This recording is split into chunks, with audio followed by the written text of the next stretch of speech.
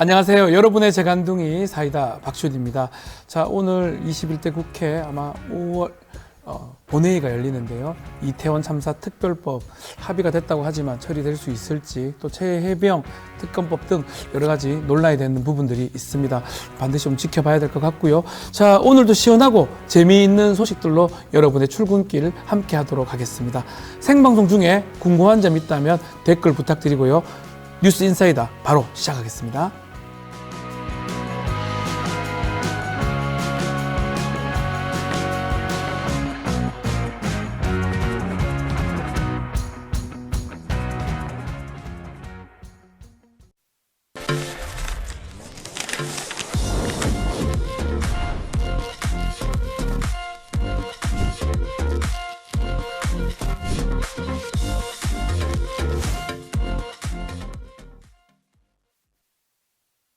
자, 바쁜 아침 알아야 할 뉴스들만 엄선해서 전해드리겠습니다. 뉴스 픽 시간, 듣기만 해도 이해가 쏙쏙 가죠. 자, 오늘은 이진아 기자와 함께 하겠습니다. 안녕하십니까? 네, 안녕하십니까? 자, 국회 본회의 오늘 열립니다. 이태원 참사 특별법 여야가 처리하기로 어제 합의를 봤는데, 자, 실제 본회의 통과가 돼야지 될 거 아닙니까? 어제 합의된 내용부터 소개 좀 해주십시오. 네, 어제 국민의힘과 더불어민주당이 이른바 이태원 참사 특별법 수정안에 합의를 했습니다. 또 오늘 열리는 본회의에서 법안 처리에 대한 뜻도 일단 함께 했는데요. 합의된 내용을 살펴보면 특별조사위원회는 9명으로 구성하되 국회의장이 위원장을 추천하기로 했습니다. 나머지는 여야가 4명씩 추천합니다. 또 특조위 활동 기간은 1년 이내로 하고 3개월 이내에서 활동을 연장할 수 있도록 했는데요. 네. 이것은 민주당 주장이 관철된 것입니다. 또 핵심 쟁점이었던 직권조사에 대해서는 이제 특조위가 불송치 또는 수사 중지된 사건에 대한 조사를 할 수 있고, 또 개인이나 기관이 특조위 자료 제출 요구에 2번 이상 거부할 경우 검찰과 공수처의 압수수색 영장 청구를 의뢰할 수 있도록 한 규정이 삭제됐습니다. 이것은 국민의힘의 주장이 받아들여진 것인데요. 네. 자, 이렇게 합의가 된 상황 같은데, 그렇지만 또 쟁점 법안들이 더 있습니다. 나머지는 아직 합의점을 찾지 못했는데, 최상병 특검법, 또 전세사기 특별법 협상은 아직 진행 중이죠? 네, 어제 더불어민주당 박주민 원내수석 부대표가 네. 최상병 특검법, 전세사기 특별법 처리에는 아직 합의하지 않았다면서 내일 처리하는 게 원칙이자 목표라고 얘기했습니다. 또 국민의힘과 대화를 시도하고 국회의장과 대화를 시도하겠다, 이렇게 이야기를 했는데요. 네. 이런 상황이라면 이태원 특별법이 실제 오늘 본회의에 통과되는지 끝까지 좀 가봐야 알 수 있을 것으로 좀 보입니다. 또 나머지 쟁점 법안에 대한 여야 합의가 끝내 불발된다고 가정하면 합의한 이태원 특별법이 무리 없이 통과되려면 민주당이 다른 법안 처리를 포기하거나 김진표 국회의장이 여당이 불참해도 본회의를 직권으로 여는 결단을 내려야 하는 상황입니다. 그렇죠. 자, 국민의힘에서는 어떤 입장을 보이고 있습니까? 네, 어제 국민의힘 이양수 원내수석 부대표는 이견이 있는 법안은 최대한 합의에 도달할 수 있도록 충분히 논의해야 한다면서 내일 본회의에서 민주당이 일방 주장이 담긴 법안이 올라온다면 본회의 개최에 동의할 수 없다, 이렇게 못을 박았습니다. 자, 이 상황이 아직까지 다 정리된 게 아닌 것 같은데요. 일단은 민주당 같은 경우는 이 쟁점 법안 2가지 꼭 처리하겠다, 이런 입장을 고수하고 있는데 어떻게 진행될까요? 네, 일단 민주당 홍익표 원내대표가 좀 강경한 모습을 좀 보였는데요. 어제 KBS 라디오에 출연해서 이태원 특별법을 비롯한 여러 민생 법안은 합의대로 처리하고 나머지 2개 쟁점 법안도 반드시 단독으로라도 처리하겠다, 이렇게 밝혔습니다. 또 민주당은 21대 국회가 한 달도 채 남지 않은 상황에서 전세사기 특별법과 최상병 특검법의 행정처리 절차를 이제 물리적인 시간을 고려해서 오늘 이제 본회의에서 해당 법안들을 처리하려고 하고 있는데요. 오늘 본회의를 여는 것까지 문제가 없다고 보이지만 김진표 의장이 법안에 대한 여야 합의 방침을 고수하고 있는 데다가 만약 이 2반 처리가 불발되면 22대 국회로 넘어가게 됩니다. 네. 그렇게 되면 상임위 구성부터 법안 발의까지 모든 것을 다시 해야 하기 때문에 민주당은 2 법안 통과를 위해서 서두르는 것으로 좀 보입니다. 자, 이제 이렇게 된다면 법안 처리의 키맨은 김진표 국회의장이 아마 될 것으로 보입니다. 특히 또 4일날 해외 순방을 앞두고 있습니다. 그러다 보니까 민주당 내에서는 김진표 의장에 대한 불만도 좀 있는 것 같아요. 네, 일단 4일 순방은 김진표 의장이 8박 12일 일정으로 미국, 멕시코, 브라질, 아르헨티나 등 아메리카 대륙 해외 순방을 떠나는데요. 네. 여기에는 여야 의원들도 함께해서 사실상 2주 동안 국회가 이제 공백이 됩니다. 네. 그래서 여야가 이제 이태원 특검법에 합의되지 않은 상황에서 어제 오전에 나왔던 얘기인데요. 이런 상황에서는 이제 홍 원내대표가 MBC 라디오에 이제 출연해서 네. 2일 정상적으로 본회의의 절차가 진행되면 4일 출국하는 걸 누가 뭐라 하겠냐. 21대 국회가 이태원 특별법을 포함해 3가지 법안에 대한 마무리를 하지 못하면 어떻게 국민들에게 면목을 줄 수 있냐. 이렇게 목소리를 높였고요. 네. 또 박지원 당선자는 김 의장을 향해 욕을 하기도 했는데요. 욕설이 있었어요. 네, 어제 유튜브 채널 김어준의 뉴스공장에 출연해서 박병석, 김진표, 윤석열 다 똑같은 놈들이라면서 개땡땡이라고 말하는 장면이 네, 그대로 방송에 노출됐습니다. 이후에 마이크가 연결된지 몰라서 한 말이라고 해명을 했고 SNS에 좀 사과를 했는데요.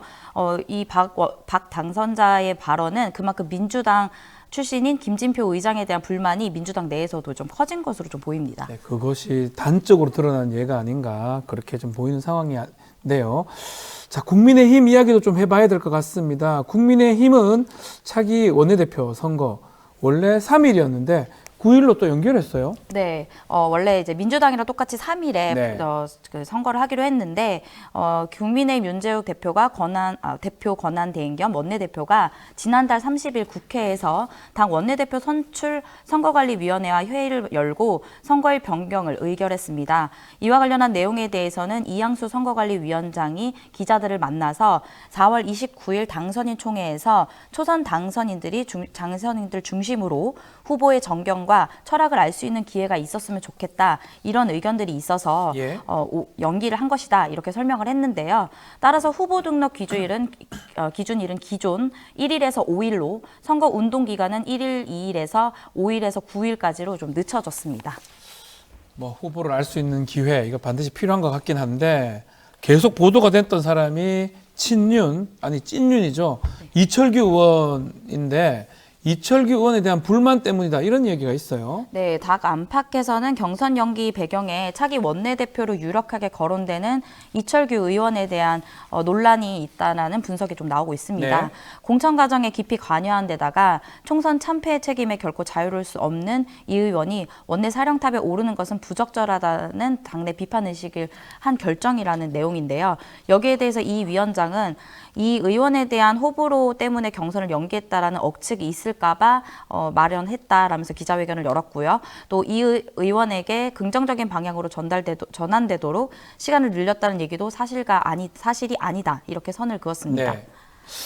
자, 그렇지만 당내에 지금 이 성토의 목소리가 나오는 것을 아예 뭐 부인할 수 없게 일부 의원들이 자신의 SNS 불만을 또 드러냈기도 했어요. 네, 재선에 오른 국민의힘 소속 배현진 의원이 네. 이날 페이스북에 이 의원이 불출마 선언하실 것을 촉구한다. 더 이상 민심을 등지고 지탄받은 길을 일부러 골라가지 맙시다라고 호소했고요. 같은 당 소속 김태흠 충남지사도 이날 이 의원을 겨냥해서 자숙조 모자를 파내 무슨 낯으로 원내대표설인가 라면서 비판을 하면서 총선 참패 이후 국민의힘 모습을 보자 하니 기가 막히고 화가 난다.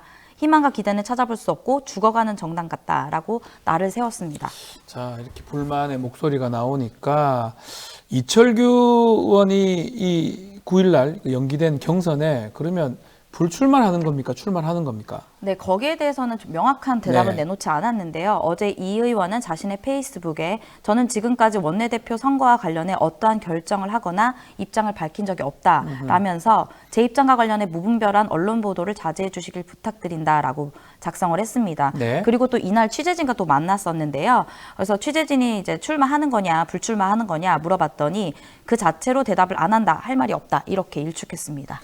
글쎄요, 지금 뭐 어떤 얘기인지는 정확하게 알 수가 없습니다. 하는 네. 건지 마는 건지 지켜봐야 될 것 같습니다.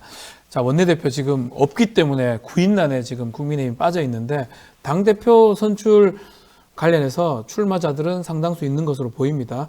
여당 국민의힘 전당대회 좀 판이 커지는 것 같아요. 네, 인물난에 시달리는 국민의힘 네. 원내대표 선거 분위기가 좀 대조적인 것인데요. 국민의힘 유승민 전 의원은 1일 CBS 라디오에 출연해서 전당대회 출마 여부와 관련해 고민을 할 수밖에 없다. 늘 이 나라를 위해서 제대로 된 일을 하고 싶다라고 말을 했고요. 그러면서 보수 정당이 총선 3연패를 했는데 네. 지는데 너무 익숙해졌다. 이렇게 일갈했습니다. 또 사선에 성공한 안철수 의원도 이날 BBS 라디오에 출연해서 지금은 생각하지 않고 있다. 이것이 정답이다. 이렇게 이야기를 했지만 전당대회 룰에 이제 민심이 반영되게 되면 좀 생각해 볼 것이냐 네. 이렇게 물었더니 그건 그럴 수 있다라고 대답을 했습니다. 뭐 5대5로 가면 네. 지금 100%니까요. 네, 지금 당신 100%죠. 네. 네. 5선에 또 오른 나경원 당선자도 SBS 라디오에 출연해서 제가 정말 당대표를 하고 싶다면 제 의지대로 판단해서 나갈 것이다. 이렇게 얘기했는데요. 정치권 일각에서 그 나경원 의원은 이제 그 나경원 당선자죠. 네. 친윤 핵심 이철규 의원과 연대설을 좀 나온 것에 대해서 굉장히 불쾌감을 드러냈는데요. 나이 연대라고 표현했었는데요. 네, 맞습니다. 그래서 진짜 기분 나쁘다. 굉장히 고약한 프레임이다. 이렇게 비판을 했습니다. 또 여기 윤상현 의원도 또 KBS 라디오에 출연해서 차기 당대표는 수도권 중도로서 외연을 네. 확장하는 가능성, 그런 비전을 제시하는 대표가 되어야 한다라고 말했는데요. 윤 의원은 이번 총선에서 인천 동미추홀 을에 당선된 인물이기도 하죠. 그래서 또 이 밖에 배현진, 조정훈 의원과 김재석 당선자도 전당대회 출마 가능성을 열어놓고 고심 중인 것으로 알려졌고요. 또 한동훈 전 위원장과 원희룡 전 국토부 장관도 출마 가능성이 또 거론되고 정말 있습니다. 막 아는 사람들 다 나올 수도 있겠네요. 네. 지금 알겠습니다. 수도권에 있는 당선자 또 당선되지 않았다 하더라도 또 의미 있는 사람들이 아마 출마를 준비하고 있는 것 같습니다. 자, 윤석열 대통령 얘기도 좀 해보겠습니다. 취임 2주년입니다. 5월 10일이면 공식 기자회견 열기로 결정을 했습니다. 날짜는 딱 정했습니까? 아직 날짜는 정확히 나오진 않았는데요. 사실 그동안도 기자회견을 열 것으로 그렇게 해석해도 된다. 뭐 이런 식의 얘기가 보도가 나왔는데 나왔었죠. 네, 어제는 대통령실 고위 관계자에 따르면 윤 대통령이 취임 2주년을 맞아 공식 기자회견을 연다라고 확정을 했습니다. 취임 100일 후 기자회견 후에 1년 9개월 만인데요. 하지만 아직 날짜가 정확하게 정해지지 않았고 대통령실에서는 다만 10일 전후로 기자회견을 준비 중이다 라면서 구체적인 형식과 날짜를 조만간 확정해서 알려드리겠다 이렇게 밝혔습니다. 자, 지금 뭐 중요한 거는 소통 강화다 이런 얘기를 했잖아요. 결국은 민감한 사안들이 꽤 많습니다. 기자들이 자유롭게 질문을 할 수 있을지 또 그거에 대해서 대통령이 얼마나 충실하게 답변을 할 수 있을지 이 부분이 핵심 아닐까요? 네, 맞습니다. 사실 기자들도 그만큼 기자회견에 목이 말라 있었는데요. 여당 총선 참패 이후에 영수회담을 가진 데 이어서 윤 대통령은 민심을 더 듣고 소통을 늘리는 행보의 일환으로 해석되기 때문에 질문과 형식도 어떻게 구성할지 좀 관심이 모아지는 대목입니다. 또 지난 취임 100일 기자회견 때는 약 50분간 진행됐는데 이때 한 19분 정도 모두 발언에 할애를 하면서 네. 충분한 소통이 이루어지지 않았다라는 평가가 나왔습니다. 또 대통령이 아닌 대변인이 현장에서 질문자를 지명하면서 사전 조율 논란도 있었는데요. 때문에 이번에는 어떤 불통이 아닌 소통을 보여줄 수 있을지 좀 주목이 됩니다. 모두 발언 좀 줄이고 아마 답변을 좀 질문을 많이 받고 답변도 좀 자연스럽게 할 수 있는 뭐 그렇게 되면 좋겠다 생각이 듭니다. 많은 분들 지금 댓글 주고 있습니다. 애플민트님, 신정래님, 또 그리고 뉴스토마토리 항상 보고 있는 분들 너무너무 감사드립니다. 또 김형일님은 이진아 기자님 반갑습니다. 고맙습니다. 말도 주고 계십니다. 알겠습니다. 자, 오늘 뉴스픽, 이슈픽 여기까지만 하겠습니다. 이진아 기자와 함께했습니다. 감사합니다. 네, 감사합니다. 자, 생방송 중에 댓글 참여 계속해서 부탁드리고요. 잠시 후에 대담한 대담으로 돌아오겠습니다. 조금만 기다려 주십시오.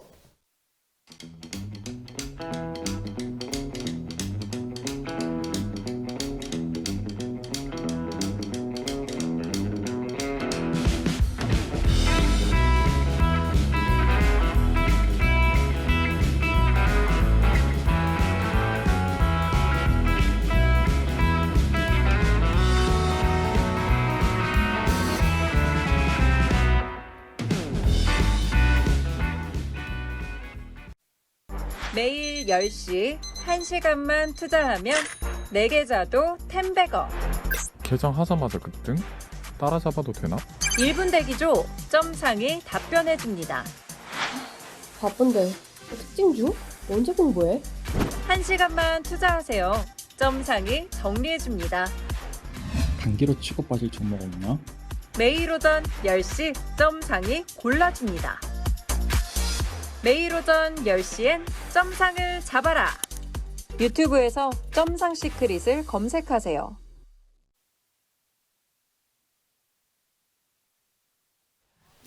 자, 더불어민주당이 내일 새 원내대표를 선출합니다. 오늘 원내대표 단독 출마한 박찬대 의원과 함께 이야기 나눠보겠습니다. 안녕하십니까? 네, 안녕하세요. 자, 먼저 좀 시간이 지났지만 당선 축하드립니다. 아유, 아닙니다. 지금 내일 찬반 투표가 남아 있기 때문에. 네. 아니, 그 아직도- 당선은 제가 국회 아, 네. 22대 국회에 들어가는 당선 말씀드리고 네, 네. 자, 단독 출마를 했습니다. 원내대표로 나선 이유도 좀 설명해 주셔야 될 것 같아요. 예, 지금 뭐 많은 분들이 그 원내대표 출마에 대해서 네. 박찬대가 이렇게 생각하는 부분이 좀 있었던 것 같아요. 당직을 맡는 것과 역할을 하는 거에 대해서 사실은 조금 소극적이었거든요. 근데 이번에 원내대표 출마는 국회의원이 되어야 되겠다 생각했던 12년 전 이후에 예. 처음으로 적극적으로 출마 의사를 표현했던 부분인데요. 네. 요번 총선 결과를 보게 되면 윤석열 정권에 대한 심판이 반영되어 있고 네. 그리고 22대 국회에 대해서 성과를 내야 된다.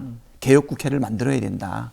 그리고 민생 실천할 수 있는 국회를 만들어야 된다라고 하는 국민적 요구와 명령이 담겨져 있는데요. 네. 거기에 제가 부응해야 되겠다라고 하는 결심을 하게 된 것이 계기였죠. 그래서 나 아니면 안 된다 원내대표 이런 생각도 있는 겁니까? 나 아니면 안 된다는 게 아니라 네. 내가 그 역할을 꼭 해야 해야 되겠다. 해야 되겠다. 예, 책임 있는 국회 운영을 하기 위해서 네. 제가 이번에 출마해서 그 역할을 담당해야 되겠다라고 마음을 단호하게 먹었고요. 네. 많은 분들이 고민하고 있는 중에 첫 번째로 기자회견을 하고 네. 출마 선언을 했는데 첫 번째로 출마 선언을 하고 단호한 의지를 보였던 게 사실은 단독 출마의 어떤 계기가 되었던 것 아닌가 아하. 이렇게 지금 보이는 것 같아요. 자, 지금 최고위원 자리까지 그냥 내려놓은 거잖아요, 결국은. 예, 그렇습니다. 원내대표 하는 건데 지금 말씀대로 단독 출마가 된 게 처음에 단호하게 얘기했던 그런 부분들이 다른 어떤 출마하고자 하는 뭐 그런 분이 있었다면 그게 박찬대 의원이 하면 좋겠다 이렇게 생각하게 만들었다 이 말씀인가요? 사실 그 이후에 여러분들이 네. 이제 불출마 선언을 좀 그렇죠, 하신 그렇죠. 것 같아요. 네. 근데 이제 그 부분에 대해서 사전에 충분히 교감하거나 회의를 하지는 않았어요. 근데 제가 이제 단호하게 출마하겠다고 마음을 먹었는데 네. 어떻게 보면 유일하게 서로 말씀을 나눴던 분은 서영교 최고위원입니다. 아하. 아무래도 지도부에 최고위원 두 사람이 사퇴를 하고 출마하는 것이 네. 과연 어떻게 비춰질까라고 하는 부분이 있어서 사선의 서영교 의원과 삼선의 박찬대가 네. 누가 원내대표를 하는 게 더 나을지 잠깐 이야기를 나눴던 부분이 있는데 네. 동생인 제가 고집을 부리는 바람에 네. 서영교 최고께서 양보하지 않았나 그렇게 생각합니다. 그 말고도 뭐 한병도 의원, 네. 김민석 의원, 박주민 의원도 이제 거론이 됐었는데 그분들하고는 얘기를 좀 해본 바가 없습니까? 그분들은 결정을 하시고서 저한테 이제 알려주신 것 같아요. 예. 특히 이제 김민석 의원 같은 경우에는 네. 굉장히 부담되는 말씀을 하셨어요. 박찬대 의원을 믿고 그다음에 박찬대 의원이 충분히 이 부분에 대해서 기도하고 결정하지 않았겠냐. 아하. 그러니까 저의 마음 상태에 대한 인정과 존중을 해주셨는데 네. 오히려 그 말씀이 저의 책임감이라든가 꼭 잘 해내야 되겠다. 죽기를 각오하고 해야 되겠다라고 하는 상당한 부담감을 주셨던 말씀이죠. 자, 그럼에도 이게 이제 경선이 없습니다. 네, 네. 단독 출마하고 뭐 단독 출마했다고 다 되는 건 아닙니다. 가반을 받아야 되겠죠. 네, 네. 필요한데 경선 없다는 그 측면이 좀 부정적인 시선이 일부 있는 것 같습니다. 어떻게 보십니까? 그렇죠. 지금 뭐 민주주의 원리에 따라 네. 그 직책을 그 임무를 감당하겠다고 하는 사람들끼리 네. 서로 경쟁하는 것이 일반적인 부분인데요. 그렇죠. 특히 이번에 단독 출마의 경우는 민주당 역사상 처음이었던 것 같아요. 열린우리당 그때도 없었고 그 민주당 때 없었고 그 전에도 없었고. 예, 제가 정치 경륜이 짧아서 예. 정확한 역사적인 내용을 다 살펴보지는 네. 않았지만 많은 분들이 살펴보니 어허. 처음이었다라고 선관위에서 얘기를 해주더라고요. 예. 그래서 단독 출마를 하게 된다면 어떤 식으로 선출할 건지도 내부적으로 고민을 했던 것 같아요. 네. 그러다 보니까 처음에 있는 일이라 추대의 형식으로 가야 될 것이냐, 아니면 단수 후보기 때문에 무투표로 가야 되는 것이냐, 네. 아니면 신임을 얻기 위해서 찬반 투표를 가야 될 것이냐라고 해서 선관위가 예. 합리적으로 결정하는 대로 수용하겠다라고 예. 말씀을 드렸던 것이고요. 단독으로 출마하는 것에 대해서 이러저러한 우려도 있을 수 있지만 저는 이번에 총선의 결과로 정권을 심판하고 네. 실천하는 개혁국회, 행동하는 민주당을 만들어달라라고 하는 부분 때문에 아마 저로 의견이 한꺼번에 모여졌던 것이 아닌가. 그래서 저는 단결된 모습으로 이번에 이 어려운 민생과 그다음에 미연의 개혁 과제를 정말 몽골 기병처럼 네. 똘똘 뭉쳐서 네. 헤쳐나가야 된다라고 하는 요구라고 생각이 되고요. 그리고 많은 분들의 또 사실은 격려와 네, 또 지지도 많이 받아내고 있는 상황인데 네. 그래도 후보이다 보니까 네. 내일 있을 찬반 투표에 긴장이 아니 될 수 긴장이 없습니다. 될 수밖에 없겠죠. 예, 그렇습니다. 우리 하늘 땅님도 응원합니다. 박찬대 의원님, 그리고 박찬대 원내대표 100% 찬성, 최윤님 뭐 글들 주시고 있는데요. 그렇지만 이 얘기를 하지 않을 수가 없습니다. 이재명 대표 연임 부분하고 지금 연결해서 이렇게 되면 친명으로 다 통일된 민주당 모습이 되는 거 아니냐. 이게 매체에서도 그런 얘기를 많이 하는 것 같고 이렇게 표현하더라고요. 이재명 1극 체제. 이건 어떻게 우리가 해석을 해야 됩니까? 두 분이 이제 같이 한다는 것 자체를 좀 그렇게 보는 것 같습니다. 사실 지금은 네. 총선의 결과를 보고 나니까 네. 이제 민주당 내에서는 친명이냐 네. 또는 비명이냐 반명이냐라고 하는 구별은 이제 없어진 것 같아요. 아, 없어진 것이다. 네, 총선을 통해 가지고 예. 일치된 목소리가 나오는 것이죠. 이 어떤 분들은 다양한 의견이 줄어든 것 아니냐라고 얘기하는데 저는 이번에 국회의원의 구성의 내용을 보게 되면 네. 굉장히 좀 다양합니다. 기존의 정치인들도 있었고 그다음에 지방자치단체장들도 10분 이상이 맞습니다. 새롭게 들어왔고요. 예. 그리고 평범한 당원이었던 분들도 30명 이상 새로 들어왔고 다양한 인재들도 구성이 되었기 때문에 이번에 민주당의 국회 입성하시는 분들은 다양한 이러한 시민들의 목소리 반영이 돼가지고 구성이 되었다고 보이거든요. 네. 그래서 친명, 비명 이제 더 이상 구별할 의미가 없는 상태에서 국회가 가져야 될 아까도 말씀드렸던 실천하는 개혁, 네. 행동하는 민주당. 그래서 똘똘 뭉쳐서 단결해 있다. 네. 어쩌면 21대 국회에서 180석을 몰아줬지만 성과를 내지 못해서 답답한 고구마 먹은 것 같은 국회의 모습을 보여줬고 21대 국회 마지막까지도 사실 개혁 입법, 민생 법안 처리와 관련된 여러 가지 절차의 어려움이 있지 않습니까? 그렇죠. 이 부분을 한꺼번에 해결해 나가는 모습이 반영되어 있기 때문에 네. 저는 그러한 우려는 불식시키고 그리고 성과를 내고 정치의 효능감을 내는 22대 국회를 만들어 나가겠다라고 하는 강한 의지가 반영되어 있습니다. 이재명 대표 임기가 아마 제가 알기로는 8월 달 정도, 8월 말이나 20일 정도로 알고 있는데 만약 원내대표 되면 뭐 일부도 같이 하고 또 연임이 된다면 오랫동안 투탑이 돼서 이제 할 건데 개인적인 질문일 수도 있는데 네. 이재명 대표가 가장 편애한다는 얘기가 있는데 맞습니까? 아, 편애하는 거는 아니고. 편애가 아닙니다. 편하게 생각한다. 예, 제가 조금 한 예, 거고요. 예, 예, 네, 예. 네.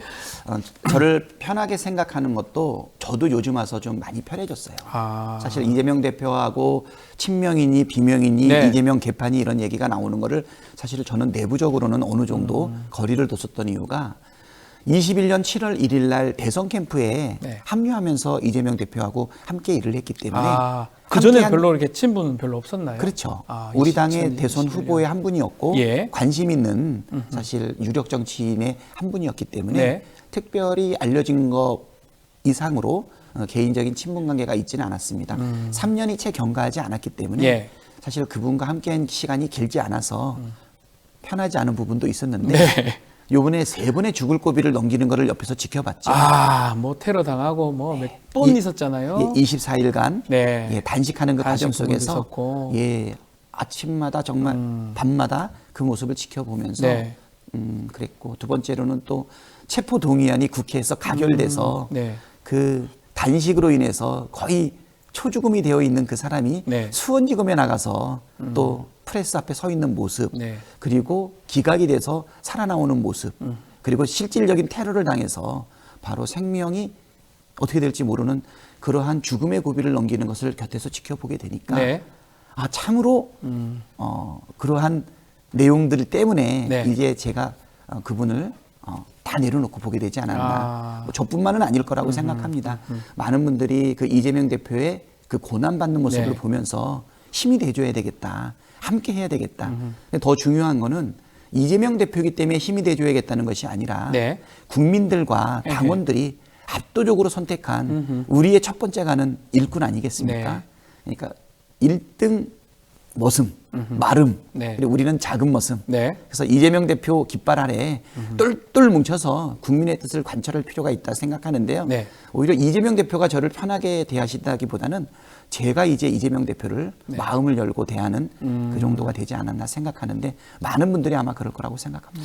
자, 이제 결국 22대 국회 이제 열리면 원구성 부분이 처음부터 좀 많은 말들이 나올 것 같은데 상임위가 아마 중요하는데 법사위 얘기를 많이 합니다. 운영 얘기도 하고 어떤 상임위는 꼭 가져와야 됩니까? 네, 법사위는 절대 양보할 수 없다라고 하는 것. 사실 협상 들어가기 전에 네. 미리 이런 얘기 다 얘기하면 안 되는데 네. 이거는 저의 개인적 의지뿐만이 아니라 민주당 전체 그리고 특히 우리 당원들과 시민들이 바라고 있는 부분이다. 예. 우리가 정부 여당으로서 협치의 책임감을 가지고 사실 어렵게 양보했던 법사위 그 법사위원장 때문에 네. 한 치 앞도 사실 효능감 있는 국회 운영이 이루어지지 못하지 않았습니까? 네. 그 여당의 법사위원장 사실 모든 안건을 붙잡고 있었죠. 그렇죠. 패스트 트랙을 할 수밖에 없었고, 네. 그러니까 적시에 이루어져야 될 민생 법안, 개혁 법안들이 거의 다 붙잡혀 있었고요. 또 최종적으로는 9번에 걸친 대통령의 거부까지 경험을 했기 때문에 네.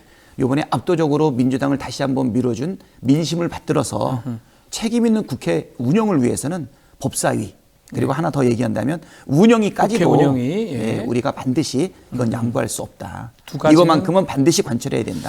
그렇지만 벌써부터 국회의장이 이제 야당이 하면 두 번째 정당은 법사위는 해야 되는 거 아니면 최소한 운영위는 해야 되는 거 아니냐 이런 얘기들이 나오고 있거든요. 이러되면 원 구성이 완전히 늦어질 수도 있잖아요. 네.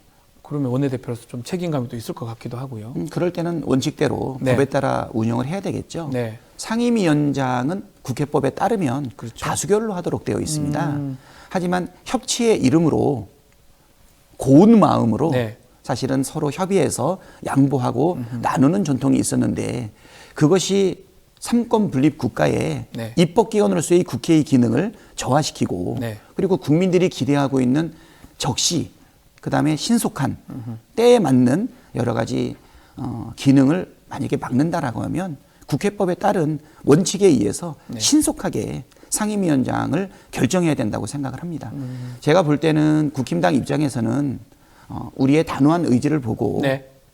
협의에 응하시든지 예. 아니면 원칙에 따라서 다수결의 원리로 상임위를 구성하는 그렇기 때문에 사실 국회의장이 굉장히 글쎄요. 중요합니다. 네. 그 원구성 자체가 권한 자체가 국회의장한테 있는 겁니다. 그래서 저희 뉴스토마토에서 미디어 토마토 실시한 여론조사가 있는데요. 국회의장의 적합도 조사를 해보니까 추미애 전 장관이 40.3% 1위를 차지했습니다. 나머지 분들은 조금 낮았고요. 이게 여론조사 꽃에서 조사한 결과하고도 유사한데요. 이 부분은 어떻게 보고 계신지요? 추미애 당선인의 국회의장 되는 부분. 의원님 어떻게 보십니까? 그렇죠. 제가 지금 네 분의 아주 훌륭한 국회의장님 후보가 나오셨는데 네. 어떻게 보면 단독 출마한 원내대표 후보가 네. 특정한 분이 적절하다 아니다 판단하는 것은 사실 상당히 조심스러운데 네. 국회의장 선출에 대해서 당원들 또는 시민들이 이렇게 격렬한 반응을 보이고 있는 것은 이재명 대표의 말대로 이제 정치는 네. 국회의원들만의 전유물이 아니고 국민들이 직접 하고 있다. 네. 시민들이 적극적으로 의견을 내고 있다. 그런 말씀을 하셨는데요. 네. 이번에 우리 민주당에서는 이러한 당원들과 시민들의 의견이 공천 과정에서 경선을 통해 가지고 사실 많이 반영이 됐고요. 네. 그 결과가 총선 결과로 좀 이어져 있다 보니까 국회의장에 대한 관심도 굉장히 많이 보이는 것 같아요. 네. 근데 이제 추미애 후보에 대해서 이렇게 많은 관심들을 보이는 이유는 21대 국회가 네. 특히 21대의 의장님들에 대한 우리 당원들과 시민들의 평가가 그렇게 좋지만은 않았던 것 아닌가. 네. 좀 답답함을 많이 느꼈던 것 아닌가. 그래서 개혁 의지, 네. 과감성, 그리고 선명한 삼권 분립에서 국회의 권위를 지키는 그런 이미지 부분에 있어서 네. 아마 좀 일단 점수를 더 받고 계신다라고 하는 생각이 좀 들고 있는데요. 네. 아마 국민이 바라는 것은 국회의장이 국회의 권위를 세우고 네. 적절하게 행정부를 견제하고 예, 그리고 입법권을 확실하게 지켜서 행정부에 따질 것은 제대로 따져주는 국회의장이 선출됐으면 좋겠다라고 네. 하는 의지의 표명이 여론조사에 좀 반영되지 않았나 그럼에도 생각합니다. 불구하고 국회의장은 국회의원들이 뽑는 거고요. 이전에는 단순 다수였는데 최근에 이제 결선 투표제에 있는 걸로 민주당도 바꾼 걸로 제가 알고 있습니다. 그런 상황에서 이런 어떤 국민들 또 당원들의 여론이 의원들한테 전달될 수 있는 겁니까? 그건 어떻게 보십니까? 아까도 말했듯이 정치는 국민이 네. 하는 것이고 정치인들은 국민의 뜻을 잘 경청하고 네. 이해하고 그리고 사실은 따르는 거라고 생각이 드는데요. 그래도 현실에서는 조금씩 간극은 있겠죠. 네. 국민이 원하는 국회의장, 당원들이 원하는 국회의장.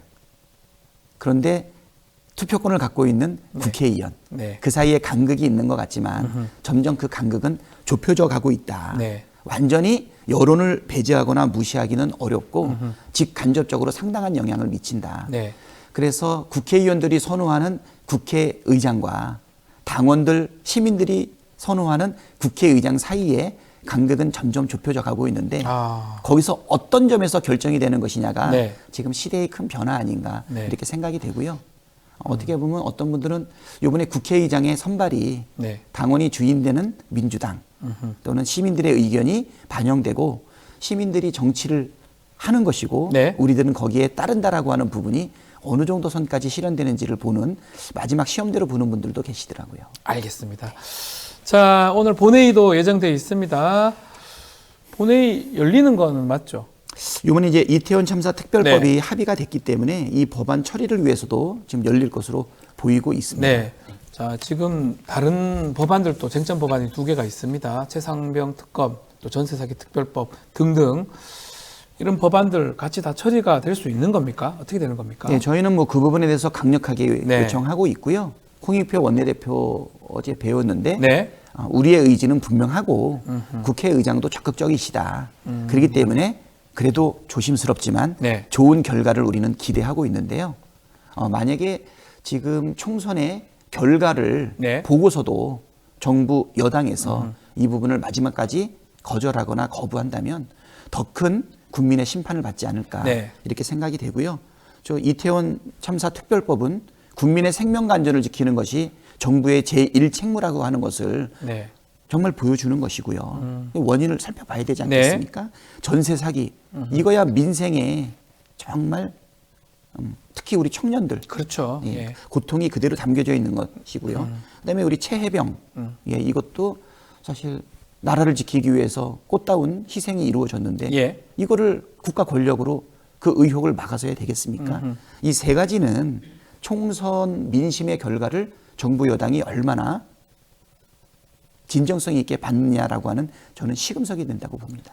그렇지만 지금 이양수 원내수석 부대표의 말에 따르면 지금 합의된 뭐 이태원 참사 특별법은 모르겠지만 나머지 법안들을 올리면 동의할 수 없다. 본회의.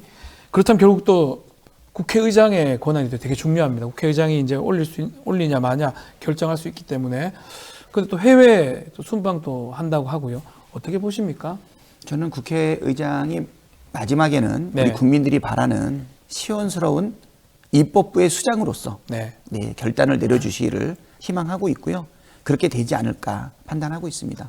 만약에 여기서 그게 이루어지지 않는다라고 네. 하면 22대 국회는 첨예하게 대립할 수밖에 없는데요. 네. 그 원인은 바로 정부 여당에서 제공하시는 거라고 생각이 됩니다. 네. 다음번 국회의장은 이러한 부분을 단호하게 해결할 수 있는 개인적 의지가 반영이 질문인데 되는 5월 말에 이제 이렇게 끝날 무렵에 해외 순방서 갈 수 있고 가야 된다고 보지만 이게 다 이렇게 겹칠 걸 알 수 있는 거 아닙니까? 예상이 불가능하나요? 사실 외국에 나가는 그 일정은 네. 그 국제 회의랑 관련된 아. 다음번 이제 주재국이 우리 대한민국이 되는 것 같아요. 네. 그래서 순방 자체를 피할 수는 없는 것으로 예견이 되고는 있는데요. 네. 그럴 때일수록 시원하게 네. 그동안 하고 가라. 예, 해주시고 해주시고 가는 게 가라. 죄송 하고 가라는 해주시고 맞습니다. 가라. 오죽하면 우리 민주당 의원들이 네. 이 부분 해결 안 하면 네. 예, 출국을 가게. 저지하겠다라고까지 얘기를 하겠습니까? 예, 예. 어떻게 보면 아버지 발목을 붙잡는 네. 정말 자식들의 마음 아닐까 아하. 이렇게 생각이 됩니다. 이거 해결하고 나가십시오. 네. 알겠습니다. 정치 현안도 한번 이야기 나눠보겠습니다. 2년 만에 영수회담 있었는데요. 어떻게 보셨는지요, 우리 박찬대 의원님? 예, 뭐 많은 국민들이 보셨겠지만 네. 윤석열 대통령의 태도가 한마디로 고집불통이다라고 하는 느낌이 들었고요. 네. 특히 총선에서 저렇게 참패하고도 신경을 안 쓰시는 것 같아요. 아하. 아주 우려스럽습니다. 네. 우려스럽다. 그래도 뭐 마지막에 자주 좀 만나자 이런 얘기도 했는데 실제로 또 만날 가능성이 있는지 어떻습니까? 이번에 첫 번째 만남이라고 하는 면에서 720일 만에 이루어지지 않았습니까? 네. 거의 2년 만에 이루어졌는데요. 첫 만남이라는 의미가 있기는 하지만 이번처럼 손에 잡히는 아무런 성과가 없다면 네. 또 만날 이유가 있을까? 태도 변화가 전제가 돼야 의미가 있다라고 생각이 되고요. 네. 물론 우리가 영수회담을 안 만날 이유는 없습니다. 네.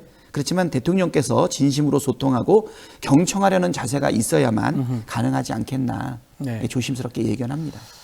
혹시 이 영수회담 끝나고 이재명 대표한테 그 얘기는 좀 들으셨습니까?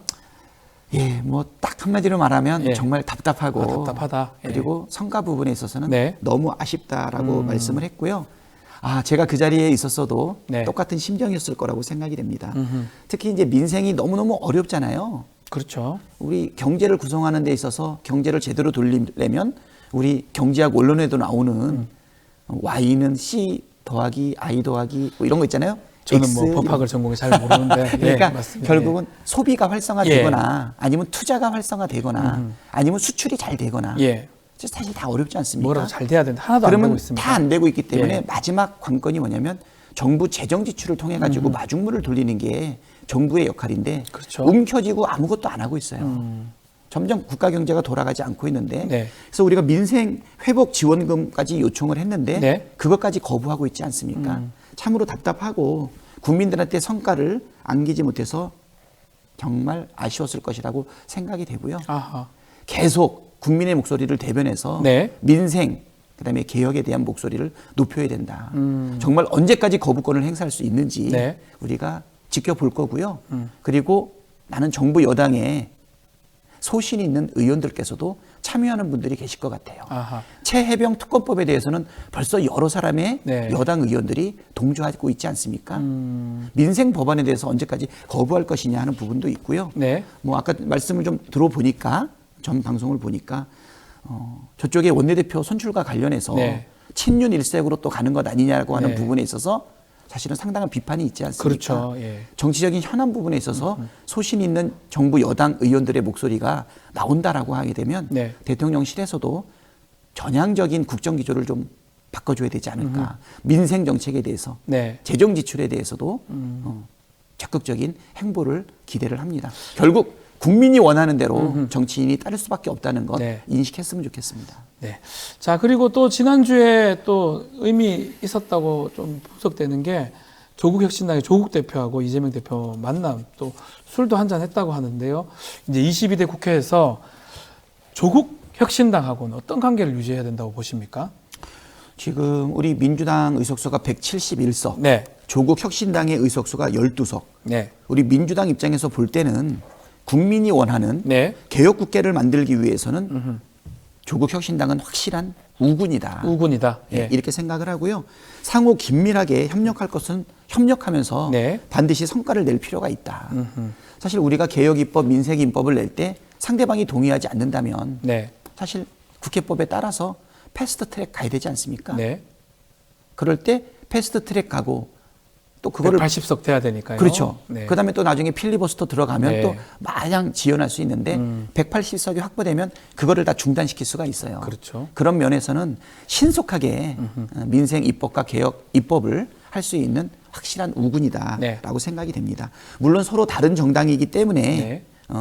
정책 그리고 법안의 우선순위가 다를 수도 있고 때로는 긴장 관계가 발생할 수도 있지만 이거는 적대적 긴장 관계는 절대 아니다. 아하. 서로 긍정적이다. 그렇죠. 협의하고 예. 예, 개혁, 민생을 위해서 함께 뜻을 모을 수 있는 우군이다. 이렇게 생각합니다. 첫 번째 1호를 한동훈 특검법으로 조국 혁신당 잡았던 것 같아요. 민주당은 아마 최혜병 특검법 비롯해서 민생을 아마 보고 있는 것 같은데 이런 차이점들 어떻게 해결이 가능합니까?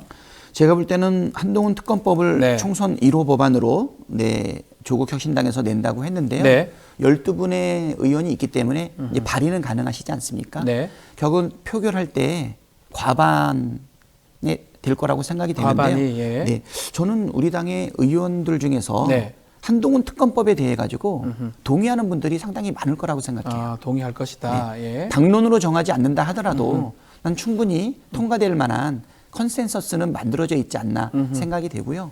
한동훈 전 법무부 장관, 전 비대위원장이 네. 가지고 있는 내로남불의 불공정에 대해서 네. 이거는 사회의 정의와 공정 차원에서 네. 그리고 상식의 차원에서 나는 통과될 가능성이 상당히 높다고 봅니다. 다만 우선순위는 네. 서로 상정하는 내용 내에서 그렇죠. 서로 조정이 가능하겠죠. 각 당이 다 뭐 올리는 거는 자유니까 사실은. 그렇죠. 네. 뭐 이렇게 누가 먼저 올라왔냐, 국회 의안가에 누가 올라왔냐는 순서가 있겠지만 그렇죠. 처리해 나가는 것은 상정 순서 아니겠습니까? 네. 뭐 충분히 협의가 가능하다고 봅니다.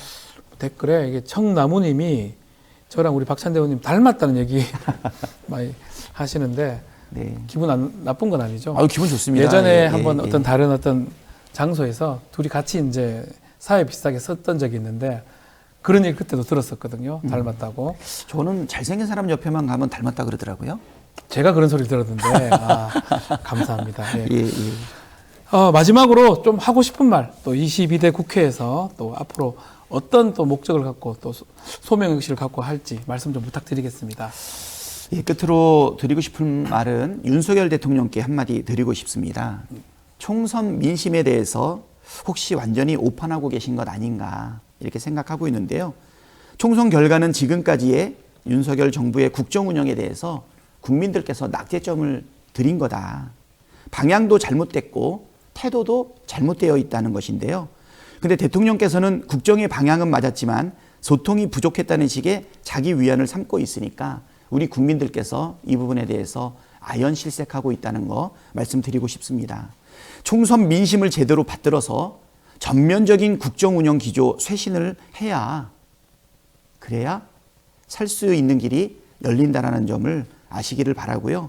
그렇다면 만약에 그렇지 않다면 국민께서는 더 큰 심판을 준비할 수 있다라고 하는 부분을 조심스럽게 전달하고 싶습니다. 야, 본인 각오보다는 대통령한테 직접 전달하는 말씀으로 마무리를 하겠습니다. 자, 박찬대 의원과 함께 했습니다. 오늘 말씀 감사합니다. 예, 감사합니다. 자, 저는 잠시 후 이슈 3합으로 다시 돌아오겠습니다. 잠깐만 기다려 주십시오.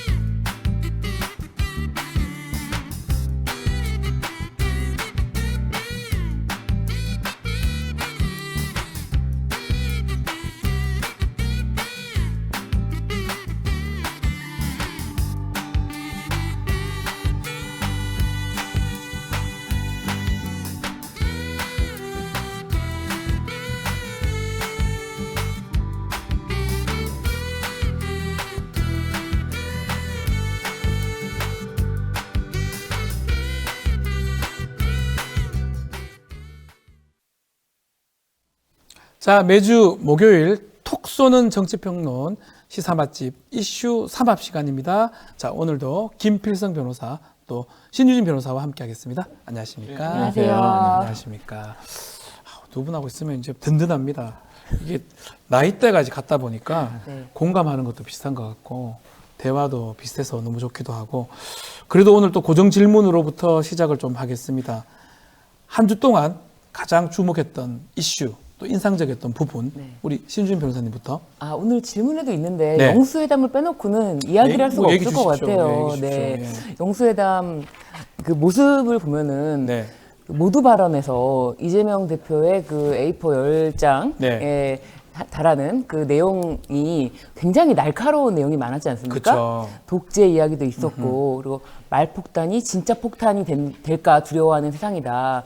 그리고 또 특검에 대한 얘기도 있었고 네. 무엇보다 또 가족에 대한 의혹들도 좀 정리하는 것이 어떠냐 이런 질문들이 있었는데 굉장히 이제 표정이 그 윤석열 대통령의 표정을 잡은 방송도 있고 그냥 대충 안 잡은 방송도 네. 있는데 보면은 눈을 이렇게 껌뻑껌뻑 거리시다가 고개를 이렇게 끄덕끄덕 이렇게 거리시는데 그런 모습을 보면서 저 모습에서 예. 국민들은 어떻게 받아들여야 되나 모두 인정하고 수용한다는 뜻으로 보기에는 그 말이 독재라든지 가족 의혹 해소하라라든지 특검 그동안 거부권 행사한 거 유감 표명하라라는 말인데 그것을 과연 듣고 끄덕끄덕한 것인지 아니면은 글쎄요.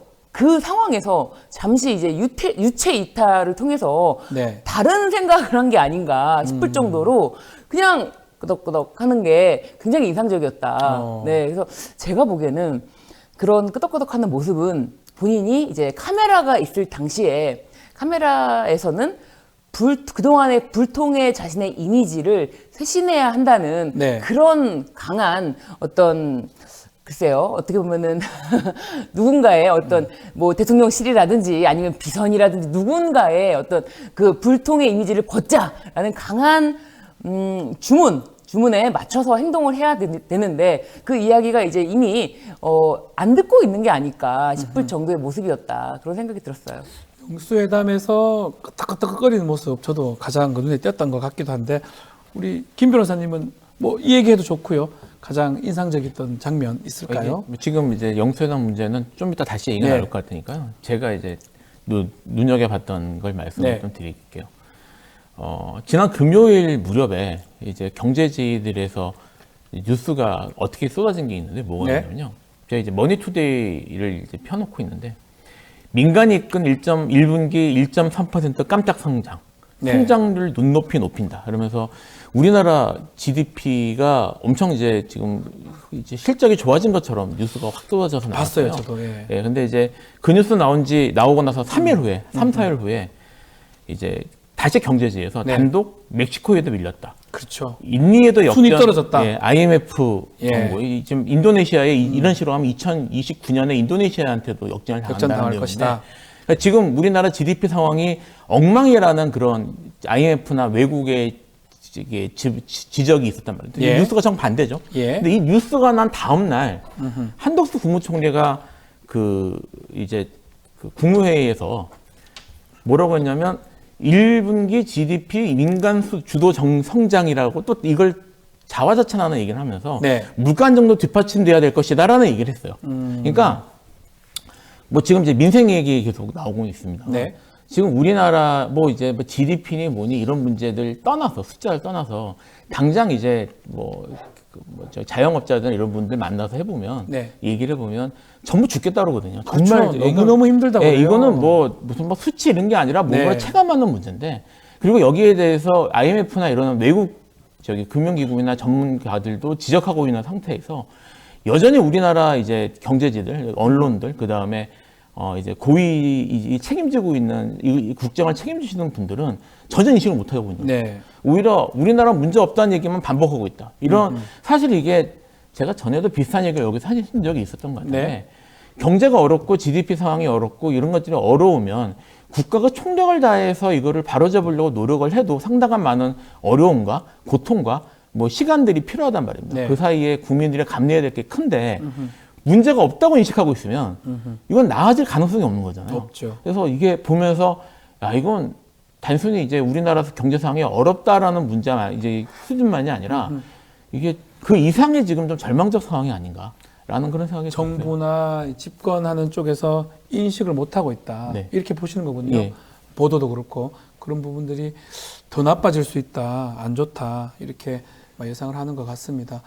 그래 뭐 충분히 보도가 많이 되긴 했는데 다시 한번 짚어주셔서 너무 감사하고요. 자, 또다시 이재명 대표, 윤석열 그 만남 얘기를 좀 하면 이재명 대표가 이제 그 A4 용지 이렇게 써서 이렇게 모두 발언했던 네. 부분 또 기자들도 맞고 막 그랬잖아요. 네. 그거는 어떻게 보셨습니까? 그런데 이재명 대표가 총선 결과의 민심을 가감없이 전하겠다라고 이미 다 이야기를 했고 어떤 이야기가 나올지는 모두 다 사실 공개가 됐고 네. 그 모두 발언 때 그런 이야기를 할 것이다 라는 이야기는 다 공개가 됐어요. 그런데 모두 발언에 앞서서 인사 날씨 이야기하고 이제 바로 이제 기자들을 물리는 그런 상황이 연출이 되니까 대통령님 아직 그러면서 발언 먼저 하시라고 했는데도 불구하고 손님 이야기를 먼저 듣겠다라고 했어요. 네.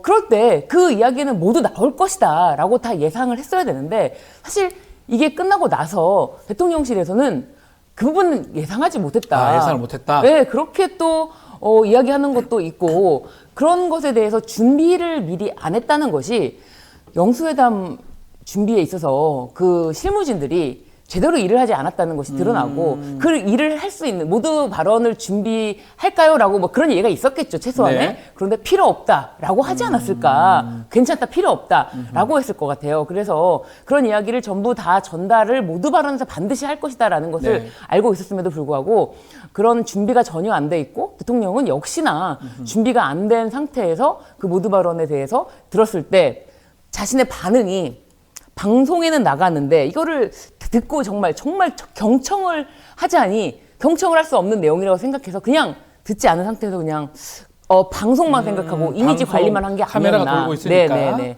그런 생각이 듭니다. 이거 사실 뭐 언론에서는 뭐 둘 다 얻은 게 없다 뭐 이렇게 표현하는 데도 있고 뭐 이재명 대표가 몇 점이다 이렇게 얘기하고 있는데 어떻게 보십니까? 누구한테 더 점수를 줄 수 있습니까? 뭐 결국은 이재명 대표가 점수를 딴 셈이죠. 아, 딴 셈이다. 왜냐면 뭐 일단 저기 지금 말씀하셨던 네. 거 이제 그 이재명 대표가 장시간 얘기를 하게 된 과정에서 설명하셨는데 네.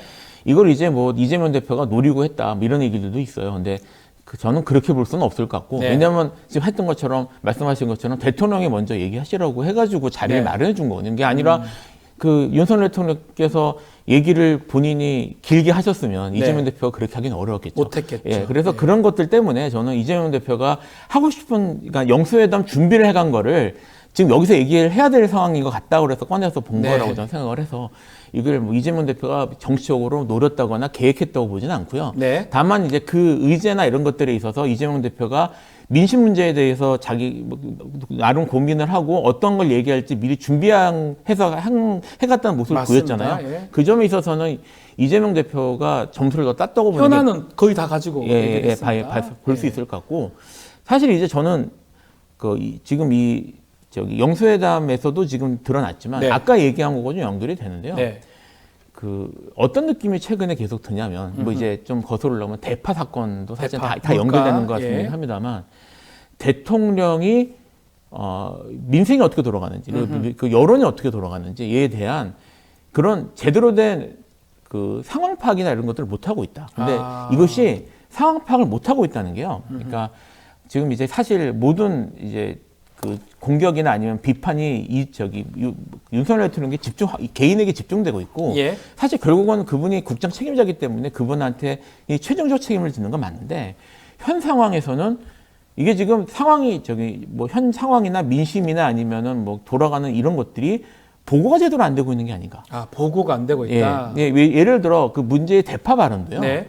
사실 잘 이제 더듬어 보면은 대파가 지금 뭐 875원이었나요? 875원이요. 예, 875원인지 아닌지 여부는 사실은 이걸 알아보고 하면 충분히 할 수 있는 내용이었는데 그렇죠. 예. 그런 것들도 제대로 얘기가 될 수 없는 상황이 아닌가. 그러니까 이게 뭐 윤석열 대통령의 스타일상 네. 사실상 주변에 그런 사람밖에 남을 수 없었던 게 아닌가 이런 생각도 들긴 듭니다만 지금 영수회담이나 이런 것들 같은 예. 경우에도 그런 식으로 그냥 차 마시고 얘기하는 그래서 뭔가 그런 듯한 모습들만 보이면 충분한 것으로 대통령실이나 이 관련자들이 이제 파악한 게 아닌가라는 생각이 들어요. 그러니까 이제 이 상황에 계속 지속되는 거라면 네. 앞으로도 뭐 소통 이제 얘기를 하시지만 이분이 생각하는 소통이나 이런 것들이 그 정도 수준에서 벗어날 가능성이 없고 그러면 상황이 계속 악화되겠죠. 그런 걱정이 좀 듭니다. 결국 영수회담에서 그 모습이 저는 이제 검찰에서 티타임하는 그런 모습 정도 생각이 좀 들어서 조금 안타까웠는데 소통 얘기를 했는데 그럼에도 불구하고 이번에 2주년 취임 2주년 기자회견을 한다고 이제 밝혔습니다. 어떻게 보십니까? 이게 또 일방적 소통될 수 있다는 우려도 있긴 한데 이번에 질문 허용하고 답변도 하고 이렇게 될까요? 이 부분에 대해서는 네. 어떤 질문이 들어와도 사실은 네.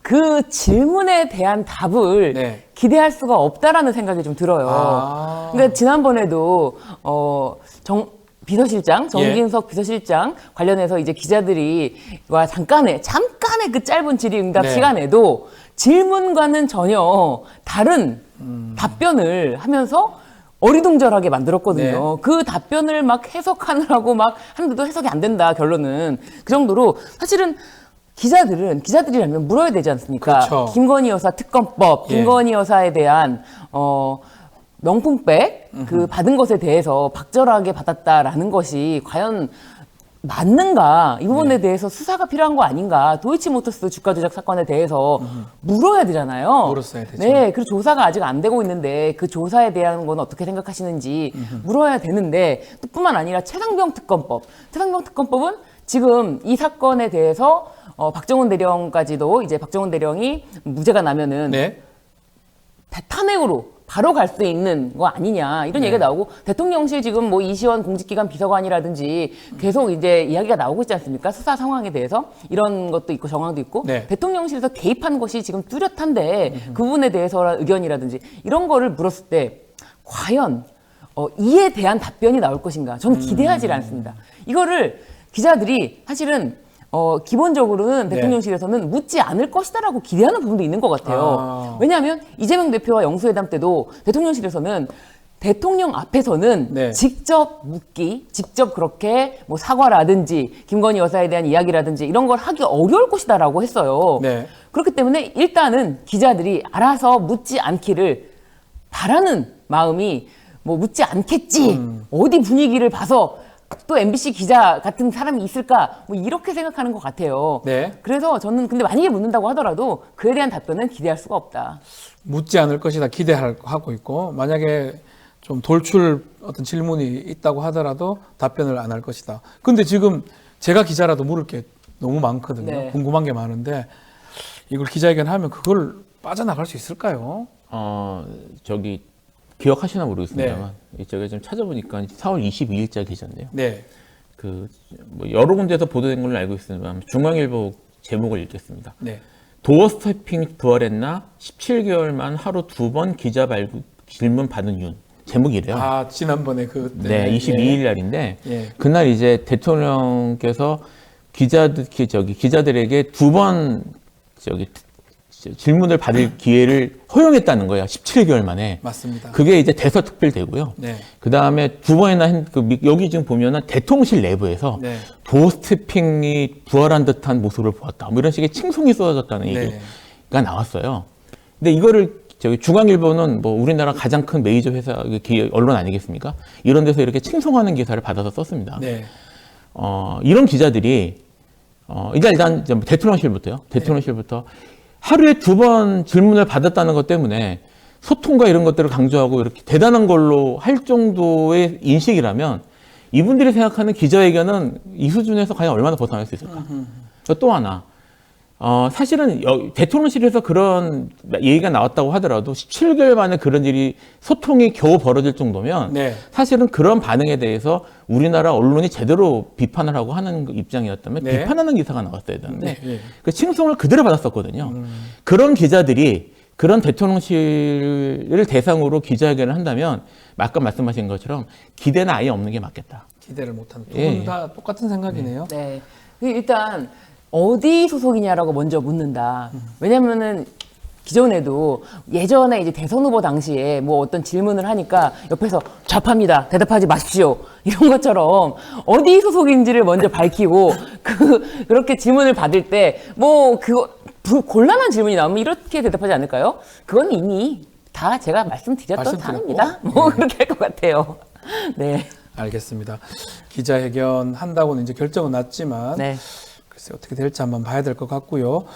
또 지금 민정수석실 신설하는 조직 개편 단행할 것으로 보입니다. 대통령실 아마 이달 초에 검사들이 많이 오르고 있는데 어떻게 보십니까? 법률수석실 이름은 뭐 아직 정해진 건 아닌 것 같은데요. 뭐 법률수석실을 설치하는 것에 대해서 네. 대통령의 의지가 매우 강력하신 거를 제가 전해 들었습니다. 얘기는 그렇게 들었고요. 뭐 이런저런 얘기가 나오면 그래서 법률수석실이 필요하다 이렇게 말씀도 하신다는 얘기를 제가 좀 들었는데 그러면 뭐 그런 걸 생각을 하면 신설은 될 것 같고요. 그리고 근데 이제 대통령의 스타일상 검사 출신이 오시겠죠. 그거는 뭐 검사 출신들 올 것이다. 그거는 뭐 그분들이 검사 출신이 오는 게 뭐 적절하냐 아니냐를 떠나서 그러면서 검사 출신이 왜 가지 싶은 곳도 가시는 또 저기 많이 왔기 때문에 이거는 뭐 의심의 여지가 없을 것 같습니다. 자, 이 특검, 각 김건희 여사 특검이라든지 최혜병 특검 등등 특검에 대비하기 위해서 만든 거 아니냐, 부활시키려고 아니냐 이런 해석도 나오고 있어요. 너무 그렇다고 보여집니다. 왜냐하면 이제 기존에도 그런 선례가 있지 않았습니까? 윤석열 검찰총장 당시에 대검 수사정보정책관, 수정관실이죠. 수정관실에서 많은 문건을 만들어내면서 사실 손준성 고발사주 사건에서도 보듯이 그 모든 대응 문건을 거기서 다 책임지고 통과하지 않았나. 뭐 예를 들면 거기 그 당시에 어느 정도라고 이야기가 나뉘면 법무법인 장모다. 장모다. 네, 실제로 거기서 윤석열 대통령의 장모, 김건희 여사의 어머니, 장모 최은순 씨에 대한 대응 문건도 실제로 만들어냈고요. 판사 사찰 문건이라든지 뭐 검언 유착 이런 이야기가 다 거기서 나왔기 때문에 이번에도 좀 더 편하게 어떻게 보면은 수족처럼 부릴 수 있는 검사 출신들이 필요하다. 측근에 너무 검사 출신이 제일 편하다. 다른 사람들이랑 일해보니 역시 말은 제일 잘 알아듣는다라는 생각 때문에 검사 출신들을 좀 더 대통령 가까이 두고 싶은데 그렇기 때문에 뭐 민정수석이든 법률수석이든 내 가까이 두겠다라는 의지이지 민심과는 전혀 관계없다라고 보여져요. 이거는 입법사항은 아닌 거죠. 하려면 할 수 있는 건가요? 하려면 할 수 있는 건데. 근데 이제 제가 알고 있기로는 대통령실 구성은 대통령령이나 뭐 이렇게 할 수 있는 걸로 알고 있으니까. 근데 이제 이게 너무 당연한 것처럼 얘기가 돼서 제가 좀 언급을 하고 싶은 게 하나 있는데 뭐 이제 법률비서관이든 민정수석이든 설치할 수 있어요. 근데 그렇게 설치한 그 조직을 그 특검이나 이런 거를 방어하기 위해서 이용을 하면 이거는 직권남용이 기본적으로 범죄가 될 수 있다. 범죄가 될 수 있는 거죠. 지금 말씀하셨던 것처럼 그 법무부인 장모 얘기 나왔던 그 건들이 사실은 전부 문제가 있는 거거든요. 전부 위법한 사항이에요. 근데 이게 대통령실에서 사실은 저기 그런 조직이 신설되면 꽤 큰 조직이 될 텐데 수석실부터 뭐 되든 뭐 어떻게 될지 모르겠지만 큰 조직이 될 텐데 꼭 저기 세금으로 월급 주고 하면서 저기 본인 디펜스 개인적인 그 비리를 막겠다는 거잖아요. 만약에 그런 일이 벌어지면 그건 그 자체로 사실은 큰 문제가 될 수 있습니다. 그러니까 지금 이 뉴스를 지금 이 방송 보시는 분들이 저기 그런 거 만들어가지고 그런 게 하는 게 뭐 당연한 건가? 또는 정말 만들어져서 그런 일이 벌어지는 게 문제가 없는 건가? 이렇게 생각하시면 절대 안 됩니다. 이거는 그 자체가 문제될 수 있다는 거. 그래서 반드시 만약 그런 일이 벌어지면 반드시 이거를 문제 삼고 막아야 되고 싸워야 된다는 건 제가 말씀을 드리고 싶습니다. 알겠습니다. 자, 이 이슈도 잠깐 좀 살펴보겠습니다. 공수처장 후보로 오동훈 변호사 지명을 했는데 어떤 적절한 후보라고 보십니까? 일단 후보자가 이제 2명으로 됐었는데 오동훈 변호사와 이명수 변호사인데요. 두 분 다 여권 출신, 여권 추천 인사입니다.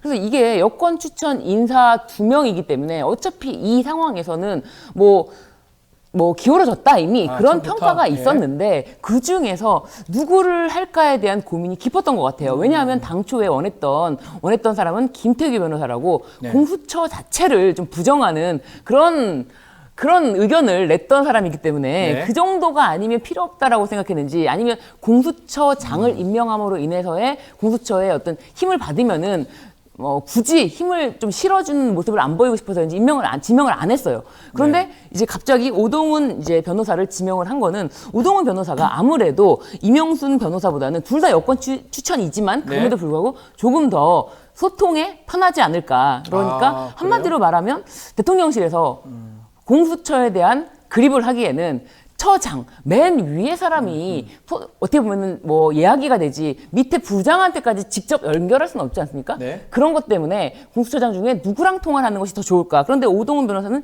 연수원 27기고요. 네. 이명순 변호사는 연수원 22기예요.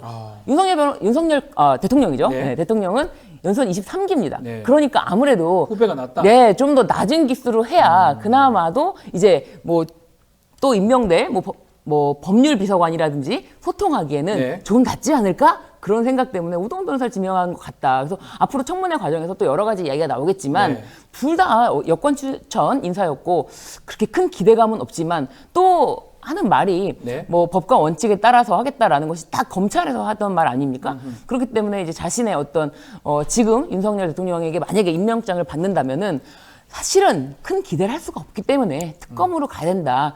공수처에서 지금 열심히 하고 있는데 혹시 이 상황에 대한 변경이 있을까 오히려 우려되는 상황입니다. 어떻습니까? 그래도 판사 출신이니까 좀 그래도 나은 거 아니냐 이런 평도 있는 것 같습니다. 뭐 사실 지금 현 상태에서 이후 뭐 다른 분들이 다시 또 추천된다고 하더라도 과연 얼마나 달라질까? 뭐 이런 건 있어요. 그래서 지금 뭐 제가 이번에 대해서 잘 아는 건 아니지만 지금 민주당에서 문제 삼는 내용을 보니까 그나마 그동안 문제됐던 것 중에 좀 덜한 느낌은 좀 듭니다. 그래서 덜하다? 그래서 제가 이번에 찬성한다는 건 아니라 찬성하고 이런 건 아니지만 뭐 공수처장이 너무 오래 비어 있었으니까 적당한 수준에서 민주당에서도 현실적으로 타협할 수 없는 게 아닌가라는 생각은 조금은 들어요. 근데 이제 판사 출신이라고 하는 게 이게 사실 꼭 유리한 건 아닙니다. 뭐 이게 왜냐하면 어쨌든 수사 경험이 없는 거잖아요. 근데 이제 물론 수사 경험이 있는 사람이 간다면 결국은 검사 갈 수밖에 없는 거라 현재로서는 뭐 지금 한계가 좀 있을 수밖에 없습니다만 이제 판사 출신 간다는 게 아무래도 공수처가 이제 검찰을 견제하고 상대하는 데는 조금 불리한 입장이 있는 건 사실이고요. 뭐 어쩔 수 없다고 저는 생각을 합니다만 다만 이제 잘 모르겠어요. 이제 아까 이제 말씀하셨던 것처럼 연선 후배니까 더 만만하기란 좀 표현이 그렇군요. 어쨌든 더 편하게 볼 수는 있는 게 아니냐 이렇게 쉽게 편하게 볼 수 있냐는 말씀을 하셨는데 뭐 이분이 모르겠어요. 법학과 출신들끼리는 그럴지 모르겠지만 저는 뭐 이렇게 제가 연선 선배나 후배한테 뭐 그렇게 느껴본 적이 없어가지고 저 역시 전혀 느낌 받는 없어서 잘은 모르겠습니다만 뭐 이제 그분은 그러실지는 모르겠습니다. 자, 이어서 국민의힘 얘기도 좀 짚어보겠습니다. 황우여 전 새누리당 대표가 지금 비대위원장으로 지명이 됐는데요. 어떻게 보셨습니까? 돌고 돌아 이렇게 얘기도 하더라고요. 지금 비대위원장을 맡는다는 것이 결코 누구도 맡고 싶지 않은 자리이기도 하고 또 곧 뭐 원내대표, 새로운 원내대표라든지 당대표 선출까지 그 임시적으로 관리형이다라는 것 때문에 더더군다나 지금 관리형이 필요할 때가 아니지 않느냐. 지금 정말 개혁, 혁신, 국민의힘 내부에서도 나오는 얘기예요. 혁신형 비대위로 가야 되는데 관리형이라는 이야기가 나오니까 아무도 거기에 대해서 관심조차 없는 상태이기 때문에 이미 8년 전에 은퇴한 전 새누리당 대표가 지명된 게 아닌가 그런 상황에서 국민의힘은 지금 상황도 앞으로도 좀 기대하기가 어렵다. 좀 그렇게 보여져요. 원내대표 경선도 원래 내일이었는데 9일로 연기가 됐습니다. 이철규 의원이 불출마할 수도 있다. 원래 출마한다고 이렇게 단독한다고 얘기했다가 어떻게 지금 상황이 뭔가 내부 상황이 좀 시끄러운 것 같기도 하고요. 뭐 사실 이제 대패했잖아요. 대패를 한 상태에서 아무도 책임을 안 지고 있기 때문에 내부적으로는 내용이 클 수밖에 없습니다. 어떻게 보면 어쩌면 이제 상당부분 예측됐던 일이기도 해요. 그러니까 여당이 총선에서 대패할 경우는 어떤 일이 벌어질 것인가. 그러니까 이제 사실 지금 내에서 이제까지 어쨌든 뭐 반강제로라고 볼 수도 있지만 윤석열 대통령이 그 당선된 이후에 그 영향력을 강하게 미치고 지금 왔던 건데 예. 그런 영향력이 약해질 수밖에 없는 상황이고 그리고 지금 윤석열 대통령을 제외한 다른 모든 정치인들은 차기 생각을 해야 된단 말이에요. 이후에 정치 계속 하실 분들이니까. 그러니까 이제 내부적으로는 그런 혼란이나 이런 게 벌어질 수밖에 없고 그런 입장에서 결국 가장 중요한 거는 당대표가 될 수밖에 없습니다. 네. 당대표가 결국은 전체적 당의 가장 그 당권을 쥐고 그렇죠. 자기 사람을 심고 이게 가장 중요한 이제 위치에 있기 때문에 당대표 선출에 모든 관심이 쏟아질 거고 네. 그런 측면에 그러면 이제 다른 이제 상대적으로 떨어질 수밖에 없죠. 예를 들어 지금 말씀하셨던 원내대표 같은 경우에도 원내대표로 출마해서 원내대표가 되면 당대표가 될 수는 없잖아요. 그렇죠. 그러니까 이제 당대표에 좀 더 관심을 갖는 모습들이 나오는 것 같고요. 황우여 전 대표 같은 경우는 사실 이분이 전형적인 친박 인사로 제가 기억을 하고 예전에 예. 네. 이분이 이제 여러 가지 이제 뭐라 그러죠? 좀 논란을 남기셨어요. 제가 좀 이제 대표적인 게 옛날에 했던 국정교과서 부총리 했었어요. 예, 그거 밀었던 분이고요. 네. 세월호를 교통사고로 말씀하셨던 네. 분입니다. 그러니까 사실 현재 지금 민심의 반응에 비추어 볼 때 관령이라고 하더라도 오면 안 되는 분이에요, 사실은. 아. 옛날에 오히려 더 옛날로 돌아가고, 뭐 박근혜 때 인물, 그리고 박근혜 때도 오히려 보수적인 그런 태도를 보였던 분이 지금 오는 거거든요. 네. 그러니까 이 점에 있어서 국민의힘이 정말 비대위에 기대가 없어 그런지 모르겠지만, 국민의힘 전체적으로 현재 지금 민심이나 이렇게 어떻게 돌아가는지에 대해서 큰 관심이 없다. 관심이 없다. 예, 반영되지 않는 것 같다. 이런 생각이 좀 듭니다. 달리 가는 것 같다. 그렇게 보시는 거군요. 자, 이태원 특별법 처리하기로 오늘 합의를 봤는데 글쎄요, 이게 또 합의가 되긴 됐는데 본회의가 열 수 있을지. 왜냐하면 최상병 특검법하고 다른 쟁점 법안들을 갖고 대치가 이어지고 있거든요. 네. 어떻게 처리될까요? 김진표 국회의장이 지금 국회법 자체의 취지를 전부 지금 무시하고 있다 그런 생각이 들어요. 왜냐하면은 이태원 특별법에 대해서는 사실 두 가지 이제 조항을 손 보면서 네. 합의를 했다고 하는데 그 부분도 굉장히 아쉬운 부분이거든요. 사실 이태원 참사 특별법 자체가 제정 취지가 이거를 제대로 조사를 해야 된다, 미진하다라는 점인데 그 부분에 대해서 자료 제출 명령이라든지 그리고 압수수색 이걸 자꾸 검찰의 압수수색권에 대한 이 영장 청구권이다라고 하는데 영장 청구권이 아닙니다. 그게 아니죠. 네. 검찰에 압수수색 영장을 의뢰하는 건데 이게 어떻게 청구권입니까? 이 말도 안 되는 것을 이제 이야기하면서 계속 발목을 잡았는데 이 두 가지 조항에 대해서 삭제하는 것으로 이제 합의가 됐다는 점이 좀 아쉬운데 그럼에도 불구하고 최혜병에 대해서는 지금 이미 국회 선진화법에 따라서 이미 상정이 되어 있는데 그렇죠. 그것을 열지를 않아서 이거를 본회의에서 부의할 수가 없다는 게 지금 너무 답답한 심정입니다. 답답하다. 지금 김진표 국회의장 지금 굉장히 민주당에서는 이제 의원들이 해외 순방을 막는 방법까지 생각하고 있다라고 하는데 이게 과연 국회의장으로서의 국회법 자체를 무시하는 것이 정당한가? 이 부분에 대해서 계속 국민들에게 답답한 심정을 주는 게 총선의 민심이 전달되지 않았나 그런 생각도 들고 너무 답답합니다. 무산되면 이게 김진표 국회의장이 이제 4일날 순방 가긴 하는데 이거 직권으로 개의하고 갑니까? 아니면 그냥 어떻게 보십니까? 지금 현재까지 보인 태도로는 직권으로 할 것 같지는 않아요. 아, 그래요? 근데 그게 문제인데 이 김진표 국회의장 쪽으로 얘기가 좀 이제 화제가 넘어갔으니까 좀 말씀을 드리면 제가 좀 이해할 수가 없는 게 김진표 의장이 기억하시나 모르겠지만 이분이 이제 총선 이후에 이른바 3대 정치개혁법이라는 걸 발의를 하셨어요.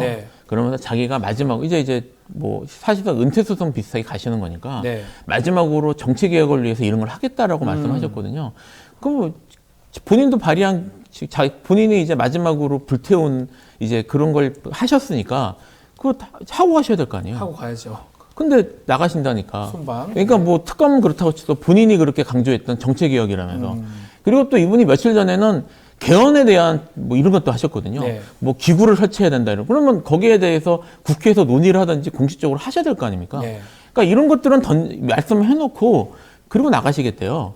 아까 이제 박찬대 의원 나와서 말씀하셨던 게 뭐 순방을 가야 되는 그런 뭐 필요성 같은 것도 인정을 있다는 말씀을 하셨는데 네. 지금 국내 현안이 지금 당장 본인이 하시는 것도 있고 국내 현안도 있고 아까 말씀하셨던 이태원 특별법 같은 경우에도 사실 민주당이 그 중요한 부분을 이제 양보를 한 건데 그 양보 지점이 제가 알고 있기로 대통령에 대해 강하게 요구했던 걸로 알고 있거든요. 예. 대통령실에서. 그러니까 그 점에 있어서 양보를 했고 어쨌든 극적인 합의를 이루어낸 건데 그러면 국회의장으로서 합의가 그렇게 중요하다고 생각했으면 그 부분에 대해서 자기가 책임지고 하는 것을 보여야 될 거 아니에요. 그렇죠. 그런데도 불구하고 국제회의 뭐 이런 것 때문에 책임져야 된다고 나간다고 하면 이게 앞뒤가 바뀐 거죠. 그래서 조금 이분이 무슨 생각이신지가 이해가 안 돼요, 사실은.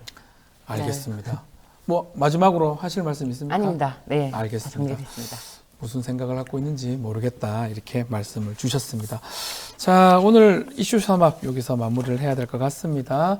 자, 신유진 변호사 또 김필성 변호사 두 분 감사합니다. 감사합니다. 자, 이어서 2부 뉴스인사 프라임 진행이 됩니다. 뉴스인사 프라임 더 재밌고 은밀한 이야기 지금부터니까요. 어디 가시지 마시고 조금만 기다려 주시기 바랍니다.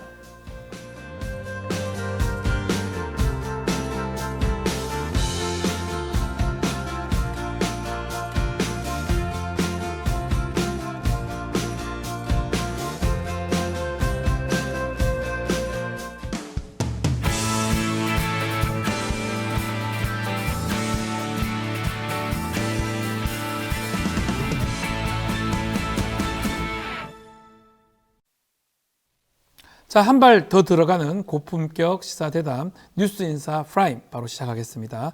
매주 목요일입니다. 해문 양이삼의 종횡무진 코너입니다.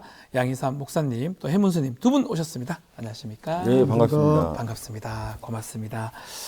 자, 뭐 여기 김건희 여사 얘기를 많이 하니까 그 얘기부터 먼저 해보겠습니다. 루마니아 대통령 부부에서 앙골라 대통령 부부도 방한을 했었는데, 그래서 정상회담을 했었는데, 결국 상대국의 대통령 배우자 모습이 공개가 되지 않았어요. 이거는 뭐, 김건희 여사 때문이다. 이런 얘기도 계속 하고 있는데, 계속 이래도 되는 겁니까? 앙골라가 뭔 죄가 있습니까? 그러니까요. 지난번 루마니아 대통령 영부인에 이어서, 예. 어쩌자는 건지 모르겠습니다. 아, 어떻게 해야 되나? 예, 이거 언제까지 이럴 건지. 그러니까 이게 근데 또 생각해 보면 이것만 문제인가? 지금 대한민국이 이 총체적인 난국인데 네. 대통령실이 하는 걸 보면은 정말 하나부터 열까지 이해할 수 없고 납득할 수 없는 일들이 너무 많이 벌어져서 국민으로서의 모욕감 이게 참 계속 반복되는 것 같습니다. 이게 사진만 봐도 그렇겠지만 대통령 부부가 뭐 저는 개인적으로 나와도 된다고 보거든요. 뭐 근데 어쨌든 김건희 여사가 빠짐으로써 상대당의 배우자 온 건 맞아요. 네. 사진도 빠져 있고 지금 말씀처럼 이거 포함해서 지금 엉망 아닌가 이렇게 말씀 주셨습니다. 네. 목사님께서 스님 예. 그러니까 이게 말이에요. 네. 그 김수영의 시로 이렇게 얘기하자면 우리는 왜 사소한 것에 분개하는가? 예, 김수영 씨. 예. 아니 왜 왕궁에 가서 예. 왕들의 그 탐욕과 권력에 대한 분노하지 않고 네. 뭐 간호사가 뭐 못생겼다 뭐 이런 거에 분노하고 네. 신문 배달원이 찢은 신문 집에 넣었다고 분노하는 그 자신을 보면서 김수영이 나는 왜 사소한 일에만 분노하는가 네. 했는데 사실 영부인이 나오냐 안 나오냐 그건 한국 외교사에서 별로 사실 중요한 게 아니에요. 근데 이것이 상징하고 지칭하는 바가 엄청 중요한 거거든요. 네. 그렇죠. 이거 심각한 문제예요, 사실. 네. 근데 저는 저것 자체가 외교적 결례라고 보진 않아요. 네. 왜냐면 정상회담을 이렇게 대통령끼리만 하고 하는 거지. 그런데 사람들이 저기서 가지고 있는 구조적인 문제는 빼고 왜 김건희는 나오면 나왔다고 뭐라 그러고 그러네요. 안 나오면 안 나왔다 그러는데 저거는 사실 큰 문제예요. 저게 외교적 결례이기 때문에 문제가 되는 게 아니고요. 대한민국의 정상적인 시스템이 어떻게 작동해야 될지 아무도 판단하지 못한다는 거예요. 그러니까 저거는 영부인이 나와야 된다, 나오지 말아야 된다 문제가 아니고요. 정상적으로 하면 돼요. 아, 그러니까 나온다고 뭐 이게 뭐 언론에서 대서특별되거나 아니면 비판 여론이 나올까요? 저는 그것도 의문이긴 하거든요. 비판 여론은 나오겠죠. 비판 여론, 네. 있겠죠. 당연히. 그거는 나오겠죠. 네. 근데 그게 과도한 거예요, 지금. 어느 쪽이든 과도한 거예요. 나오길 바라십니까? 나와야죠. 왜냐면 윤석열 대통령 혼자 나오면은 저 별로 주목을 못 받는 사람이에요. 네. 같이 나와야 이제 하는데 저게 시스템 구조의 측면에서 네. 보면 말이에요. 구조를 작동시키는 힘이 없다는 거예요. 그렇죠. 네. 네. 그걸 누가 판단합니까? 영분이 나와야 되는지 안 나와야 되는지. 계속 저럴 수는 없는 거 아닙니까? 어차피 근데 이게 잘 생각해보면 영분이 네. 나오라는 법도 없고 나오지 말라는 법도 없고. 없는 거예요. 참. 아니 근데 문제가 해외 순방 계속 안 할 수 없습니다. 가야 됩니다. 더더군다나 벌써 5월 5일 어린이날, 네. 가정의 달 행사 등등 대통령 부부가 해야 될 행사들이 있는데 여기서 나올까요? 어떻게 보십니까? 그러게요. 그러니까 이런 상황이라면 네. 계속 좀 이렇게 두문불출로 가고 있는 게 아닐까, 네. 아닌가. 그래서 모르겠습니다. 저는 앞으로도 좀 이게 안 나오려고 계속 이러는 건가? 네. 아니 근데 그럴 수가 없는 거예요. 저게 좀 욕 좀 먹더라도 용기를 내서 나와야지. 그 영부인은 하야가 없어요. 하야할 일은 대통령은 하야 하나 탄핵했지만 네. 영부인은 법적 지위가 없기 때문에 그 하야가 안 돼요. 아니 그러니까 제일 좋은 시점은 전 5월 19일 날 네. 하암사 네. 봉안법회 참여하면 안 됩니까? 참가하셔야죠. 왜 참가해야 되느냐? 예. 김건희 여사가 지금 집권 2년 차 네. 넘어가고 있는데요. 그동안 이 집권 2년 차에 김건희 여사가 전 국민에게 박수 받을 일이 없어요. 별로 없어요. 예. 일단은 저는 이제 개식용 금지법은 예. 참 잘한 일이라고 생각하지만 그거는 개장수들은 박수 안 치거든요. 그러니까 모두에게 박수 받을 수 있는 일, 소위 정치적으로 사람들의 마음을 하나로 묶을 수 있는 일은 이거 하나인데, 네. 그리고 본인이 기여한 게 맞아요. 네. 어떤 기여를 했냐? 문화재청이 반대해서 못 오는 거 문화재청을 주저앉히는 역할을 하셨으니까. 오시라. 네. 오셔라. 오셔서 또 이게 마침 초파일도 가까웠고 네. 그래서 본인의 시름도 부처님께 이렇게 고하고 네. 국군 융성과 남북 통일, 국대 민환을 이렇게 할 수 있는 좋은 기회인데 이 기회를 놓치고 언제 또 할 수 있겠습니까? 법사님은 좋은 마음으로 나오라는 말씀이죠. 아니 그러니까 좋은 마음이면 이건 국가적인 행사이기 때문에 나오는 게 맞아요. 맞다. 또 자기가 연관되어 있기 때문에. 이 부분은 긍정적인 공로가 있다. 긍정적인 공로가 있죠. 직접 보선미술관에 갔으니까. 지금 우리 스님이 아까 이제 네. 시스템이, 그러니까 대통령실에 시스템이 없다고 하셨는데, 네. 뭐 그건 맞는 것 같고, 근데 그 시스템을 결국 움직이는 게 사람이지 않습니까? 네. 근데 사람인데 지금 우리가 알고 있듯이 대통령 군대에서도 그거 있지 않습니까? 네. 남편이 원스타면 아내는 투스타, 자식은 쓰리스타다. 네, 그것처럼 예. 이게 모든 걸 지금 시스템이고 무엇이고 그냥 본인이 불편해서 나 안 나가 이렇게 하고 있는 게 아닌가. 그러면 안 된다는 거예요. 그러니까 네. 시스템이라는 거는 자기의 감정과 이해관계를 떠나서 작동돼야 되는 그 순간에 작동돼야 되거든요. 네. 근데 이거 자기가 좀 뒤통수 극적극적하면서 이거 좀 안 되겠다 그러고 안 나가면 이게 안 된다는 거죠.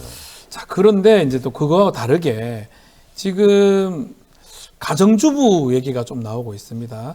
이 선거방송심의 선방이라고 하는데 최근에 이 선방이 하면서 이 명품 백, 디올백 수수 관련해서 최철호 심의위원입니다. 국민의힘 추천 위원인데 아버지 인연하고 강조하다 보니까 그 아주머니가 가정주부가 뇌물을 받았다. 뭐 이런 얘기를 했어요.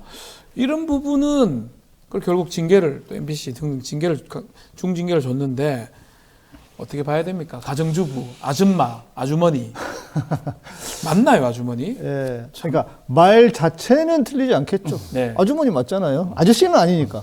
예, 그런 의미에서 아주머니는 맞네요. 아저씨는 아니잖아요. 예. 그러나 우리가 뭐 대통령의 부인을 아주머니라고 하는 일은 없습니다. 그러니까요. 그러니까 이게 지금 뭔가 편이 되어서 모면하기 위해서 하는 말인데 네. 이 말을 누구도 그래 뭐 아주머니 맞네 이렇게 끄떡거릴 사람은 제가 볼 때는 없어요. 이게 뭐냐 도대체 국민을 얼마나 우습게 알고 진짜 계속 돌아다니는 지금 국민을 개돼지로 알지 않으면 어떻게 이런 말을 할 수 있는가. 네. 참, 진짜 그렇습니다. 모욕감입니다. 강하게 진짜. 비판 주셨습니다. 가정주부가 받은 건데 왜 이 난리를 치냐. 네. 그게 선방심의 내용입니다. 근데 제가 볼 때는 이제 그러니까 김건희 여사를 둘러싼 공격하는 쪽과 방어하는 쪽이 둘 다 과도해요. 항상. 네. 그 공격하는 측도 너무 과도하게 과도하다. 공격을 하는 게 김건희 여사에 대해서.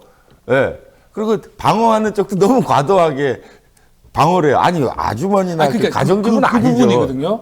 김건희 여사가 이제 볼 거 아니에요, 언론을. 야, 내가 아줌마라고? 내가 가정주부야? 이렇게 얘기할 수 있는 거 아닙니까? 그렇죠. 기분 나쁠 수 있는 거 아니에요? 이 저울추의 균형을 누군가가 사회가 맞춰줘야 되는데 김건희 여사를 공격하는 쪽도 뭐 알겠어요. 각종 의혹부터 시작해서 괴물이다 막 하는데 이게 다 약간 과도해요. 과도하다. 양념 너무 쳤어요. MSG 너무 있다. 근데 이건 본인이 자초한 것이니까. 왜냐면 본인이 계속 주목을 받고 싶어서 이렇게 뭔가 하다 보니까 그러니까 싫어하는 사람들은 반대급부로 나온 거니까. 그런데 저는 이제 한 가지 제가 이제 군 생활할 때 우리 그 변호사님은 육군이셨죠. 저도 육군 법무참모로 저는 한 적이 공군인데 있습니다. 공군은요. 그 부대에서 최고 지휘관의 아내만 사모님이고 나머지는 다 아주머니입니다. 맞습니다. 사모라고 표현합니다. 저희는. 근데 사모라고 합니다. 육군은 장교 와이프들은 다 사모님이라고 그래요. 근데 공군은 그랬다가 큰일 납니다. 그럽니까? 공군은 그랬다가는 그러니까 아무리 투스타, 쓰리스타라도 만약에 예를 들어서 공군 참모총장의 아내가 있다 그러면 다 아주머니예요. 나머지 다 아주머니예요. 근데 이게 지금 이 아주머니라고 하는 거는 그런 각도에서 보면 얼마나 비하를 한 겁니까? 사모님이지 아주머니라니 큰일 나지 공군에서는. 그러니까 이게 김건희 여사를 둘러싸는 쪽은 공격하는 쪽이나 특히 방어하는 쪽도 과도해요. 영부인에게 아주머니라고 그러는 사람이 어딨어요? 기분이 나빠질 수 있어요. 이거는 김건희 여사도 정말 기분 나쁠 일이야. 물론 취지는 알겠어요. 이렇게 변호를 해준다고 하다 보니까 뭐가 좀 잘못된 것 같은데, 그러니까 이 김건희 여사의 문제는 해결점이 그거예요. 그러니까 양쪽 다 좀 이렇게 약간 김을 빼고 저울의 균형을 맞춰주지 않느냐. 이게 정말 김건희 여사 문제는 국정 운영과 관련돼서 외교적인 문제와 관련돼서 사소한 문제거든요. 그렇죠. 정리할 수 있는 거예요. 근데 너무 사람들이 지금 과열돼 있기 때문에 이 과열의 김을 빼기 위해서 좀 양쪽 다 좀 내려놓게 하는 그런 게 좀 필요하지 않나. 지난번에도 마찬가지예요. 지난번에는 좀 반대 같은 느낌인데 지금은 가정주부 아주머니라면 그때는 또 법률 이름을 갖고 여사를 뺐다고 징계를 매겼어요. 그러니까 법률이에요. 그냥 김건희 특별법 법률인데 그 여사 안 넣었다고 징계를 또 했었는데 그것도 과하죠. 그러니까. 맞죠. 근데 그런 사소한 거예요. 왜 사람들이 싸우고 있는지 나 알다가도 여사가 그때는 여사라 했다가 지금은 또 아줌마라고 그랬다가 그러니까 뭐라고 해야 될까 다 간신배들밖에 없어서 그러는 건데 원래 제가 이제 판단하는 악의 특징이 있습니다. 일관성이 없다는 거예요. 일관성이 있는 사람들은요 예측이 되기 때문에 그나마 쉽습니다. 그렇죠. 그런데 말씀하신 것처럼 어떨 때는 아주머니라고 그랬다가 어떨 때는 여사라고 안 했다고 그거 가지고 징계를 했다가 징계를 크게 먹이고. 이거는 진짜 이 악의 화신들이다 저는 그렇게 보입니다. 그러니까 이거를 계속 보면 어차피 선거 방심위도 여권 추천 위원들이 지금 많이 있고 그분들이 의견을 개진을 많이 하기 때문에 왜 여권 쪽에서 이런 논란을 자초하는 겁니까? 그냥 제가 김건희 여사라면 그냥 나 좀 모르게 넘어가지 왜 자꾸 나를 걸고 넘어져 이런 생각할 것 같아요. 그러니까 이게 권력이 잘못 사용되는 예를 전통적인 사자성어로 지록위마라고 지록위마. 옛날에 진나라의 승상 조고가 사슴을 갖다 놓고 이게 말이다 했는데 사람들이 그게 맞다고 하는 놈들이 이제 나타났다는 거잖아요. 그래서 반대하는 놈을 처형하면 다 사슴을 갖다 놓고 말이라고 해서 사람들이 맞다고 한다는 거예요. 여기에 취하면 권력은 쓰러지는 거예요. 지록이마의 현상이에요. 이게 양쪽 다 과절됐다는 게. 그러니까 김건희 여사를 공격하는 쪽이나 방어하는 쪽이나 외눈박이가 되는 거죠. 한쪽만 보고 있다. 근데 이제 둘 다 공격하는 쪽이나 방어하는 쪽이나 외눈박이는 이게 방어가 잘 안 돼요. 그래서 두 눈을 뜨고 가끔 김건희 여사도 좀 칭찬해주고 어쩔 땐 강력하게. 그것밖에 칭찬 뭐 안 하잖아요. 사리 얘기만 하시잖아요. 근데 다른 건 칭찬할 게 없어요. 칭찬할 게 뭐가 있어야 하죠. 아니 뭐 김건희 여사를 별로 이렇게 좋아하지 않는 입장에서는 네. 저 말도 동의가 잘 안 되는 편이긴 한데 네. 어떻게 생각해 보면은 그래 해법이 그거밖에 없지 않겠나 하는 생각도 들면서도 그래도 한편으로는 화딱지가 나요. 화딱지가 난다. 자, 그리고 지금 김건희 여사 아마 기억나실 겁니다. 이 통화 녹음 예전에 대선 때 이 공개했던 인터넷 언론 서울의 소리죠. 1천만 원 배상금이 확정이 됐습니다. 대법원 판결로. 이거는 우리가 좀 어떻게 봐야 됩니까? 어떻게 보셨는지요? 이것도 과도한 거예요. 과도하다. 아니 영부인인 그 녹취했다는 게 정치인이라는 게 이제 사실 서울의 소리가 뭐 김건희 여사에 대한 관심 때문에 그걸 보도한 게 아니라 보도라는 공익적인 측면, 국민의 알 권리와 관련돼 가지고 했는데 보도라기보다도 이렇게 좀 어쨌든 자기 개인을 위해서 한 건 아니겠죠. 뭐 거기에 이제 정치적인 논리를 감안한다고 하더라도, 근데 그거를 가지고 뭐 해봐야 1,000만 원짜리 손해배상을 그렇게까지 해가지고 뭐 대법원까지 무슨 억대도 아니고 이 소송비와 시간 차비 계산하면 이거 얼마 남지도 않는 소송인데. 이게 아마 몇 억 청구해가지고 1,000만 원 나온 걸로 제가 알고 있습니다. 제가 이제 기사 보니까 뭐 소송비는 그래도 뭐 김건희 쪽에서 내라 이렇게 해가지고 거의 뭐 소위 말하는 똔똔이 됐다는 것 같아요. 왜냐하면 이제 소송 비용 자체도 분배를 해주거든요. 근데 10% 이기면 90%는 소송 비용을 이쪽이 내야 됩니다. 아마 그런 내용이 있는 것 같은데 어쨌든 이것도 좀 과하다. 애초에 뭐 서울의 소리가 손해배상이 얼마쯤 된다는 건 사실 다 알고 있는 거고. 그런데 괘씸죄 너도 한번 당해보라 때문에 이제 끝까지 간 건데, 그러니까 정치라는 게 끝까지 가는 게 아니라 어느 선에서 멈출 수 있는 힘이 있어야 되는데, 그러니까 한쪽에 대해서 뭐 1,000만 원짜리 소송을 확정시키기 위해서 대법원까지 가는 바보들이 세상에 어디 있습니까? 답답하다 이 말씀이시죠? 그러니까 이게 과열돼 있는 거예요, 다들. 그러니까 저는 이제 목사님. 사법부도 지금 어찌됐건 행정부와 입법부는 갈등 혹은 뭐 싸울 수밖에 없는 상황이잖아요. 맞습니다. 언제든 그랬고. 근데 그거를 조정할 수 있는 게 어찌 보면 사법부인데 사법부조차도 뭔가 본인들의 정치적인 어떤 생각이나 이런 것들에 흔들리고 있는 게 아닌가. 그러니까 뭐 우리가 판결을 보면 너무 좀 말이 안 되는 판결들이 너무 많이 나오고 거기에 예를 들면 뭐 별건으로 수사를 하는데도 그거를 압수수색영장 다 받아주면서 구속까지 시키고. 맞습니다. 이게 이렇게 되었을 때 그러면 사법부가 이걸 보고 검찰 당신들이 이거 잘못한 거 아니야? 이렇게 기각을 시키거나 혼을 내거나 뭐 이렇게 재판을 제대로 해야 될 거 아닙니까? 근데 이게 안 되는 상황이라고 하는 게 저는 대한민국이 정말 더 심각한 상황이다. 문제다. 알겠습니다. 화제를 조금 돌려보겠습니다. 이번 주 가장 큰 이슈라면 영수회담 이 부분인데 월요일에 있었던 영수회담 끝나고 김건희 여사랑 대통령 뭐 만났지 않겠습니까? 뭐라 그랬을까요? 잘했어 이렇게 했을까요? 그 대통령의 모습이 김건희 여사가 돋보였다고 말했을 것 같아요. 여보 잘했어 이렇게 얘기했다고요? 왜냐면 제가 볼 때 두 가지 면에서 그랬을 것 같은데, 하나는 그 이재명 대표가 모두 발언을 세게 하셨거든요. 근데 모두 발언이 이재명 대표는 보통 원고를 준비하지 않고 이게 본인이 하시는 스타일인데 원고를 들고 갔어요. 근데 그거는 다른 사람 모두의 내용을 정리해서 윤석열 대통령 앞에서 15분 읽었다는 거잖아요. 맞습니다. 근데 윤석열 대통령이 묵묵하게 딴 생각하면서 잘 경청하시더라고요. 그러면서 감정의 기복을 크게 드러내지 않고, 그리고 어쨌든 간에 공격과 방어가 이루어지는 모습, 그거를 연출했기 때문에 또 소리를 듣는, 말씀을 들어야 되는데 언어가 되지 못한 소리를 잘 경청하는 모습을 어쨌든 간에 이미지상 주었기 때문에 윤석열 대통령이 잘 방어했다. 그런 칭찬 들었을 것 같아요. 그러니까 이렇겠지. 연기 좋았어. 어쨌든 간에 대통령이 거기에 대해서 감정의 변화 없이 15분간 묵묵히 딴 생각하면서 들었다는 건 저는 굉장히 윤석열 대통령으로서도 인내심을 발휘한 것이 아닌가. 오히려 그걸 그때 듣고 있어? 제지도 못하고? 이랬을 수도 있지 않나요? 그러니까 저도 혹시 등짝 스매싱이 날아가지 않았을까 하는 생각이 들기도 하면서도 15분간 듣고 말겠어! 그건 아닙니다. 왜냐하면 비공개 회로 전환하자마자 본인이 80% 얘기하셨다는 거잖아요. 85%. 그런데 그러니까 저도 이 장면을 보면서는 참 어찌됐건 권력이라고 하는 게 무섭고 사람이라는 게 참 사람의 이중성이 무섭다.